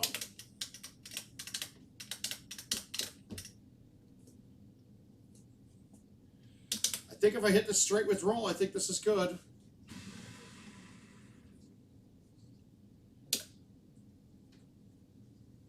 And I was right. I love knowing things. Alright, so this is my final game. I don't care what anybody else wants. I'm quitting after this.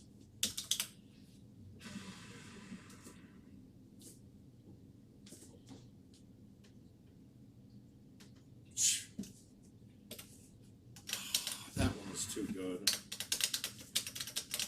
That was too good.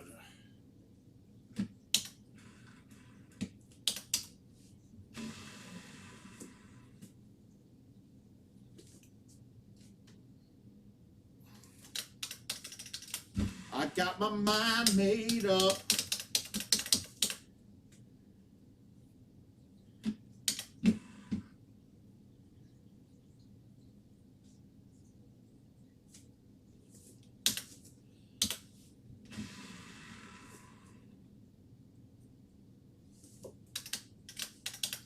All right, we got the 2 now.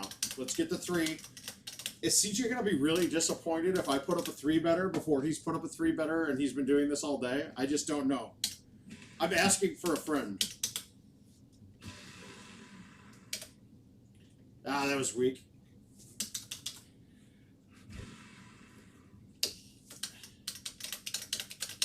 All right, 8 or 9, 8 or 9. Ooh, this isn't terrible. I can't hit the 7-wood, though, which is really what I want to hit here, because that branch is in play. Do we go with that high T? I don't know if that stays under.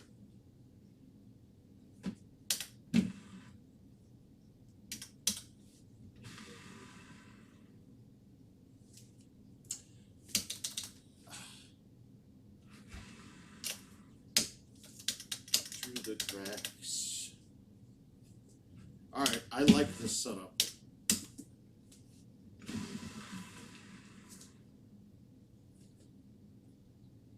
I almost really like that setup. 2 wins.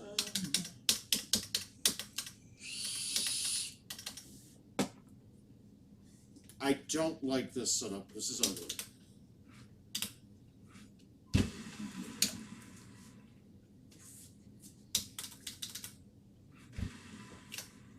In all of these par 3 ones, I want a thumb shot coming in. I don't want to have to pull back because it's just adding a variable. All right, last time we had the same look. I hit low T because I was scared. I'm not going to be scared right now. Ah, if I got the line, that was money. I pushed that one right. If you see the shot meter in that amount of time, 1 click off right, and that otherwise that's in.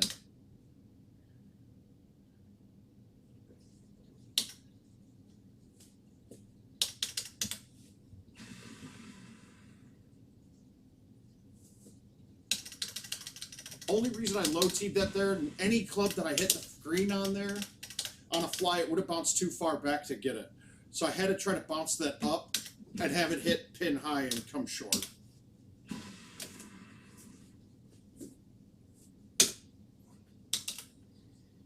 Our fate, I-O.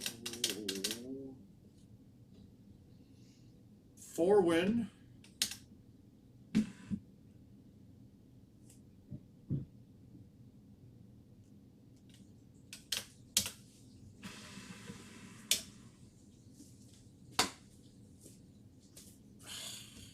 That was too good.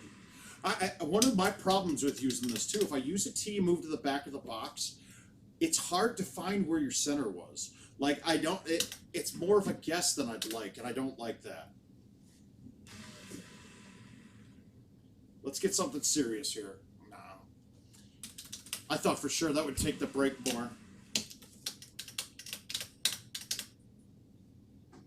God, that's not sexy.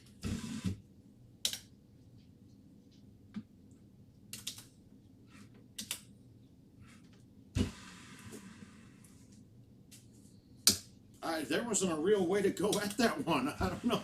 It sucks, but I had nothing there. That means 17's got to be... I could go at 17. I can. All right. So we got a 7.5 outwind. I think I need to flip this with no spin.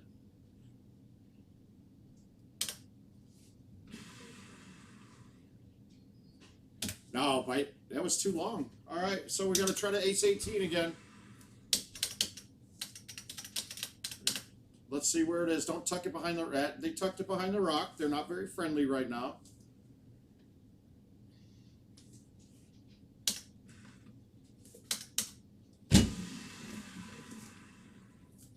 Yeah, that was going to be a tough one. All right, kiddos. 3 hours. I'm spent. Everybody go say hi to your loved ones or say screw them and start playing some more T. this episode of the Word of Mouth is going to end right now. I appreciate everybody tuning in as always. Any questions? You guys can. You gonna just fine. No, you guys can check in. You guys got me on Facebook. You got me on YouTube. I typically try to answer all the comments that you guys make. If not, don't think I'm being rude. Just tired and I'm playing video games most likely. You can also shoot an email to Mark at helpmemark.com. And that's Mark with a C. Remember that, guys. Otherwise, have a great night. Stay safe, everyone.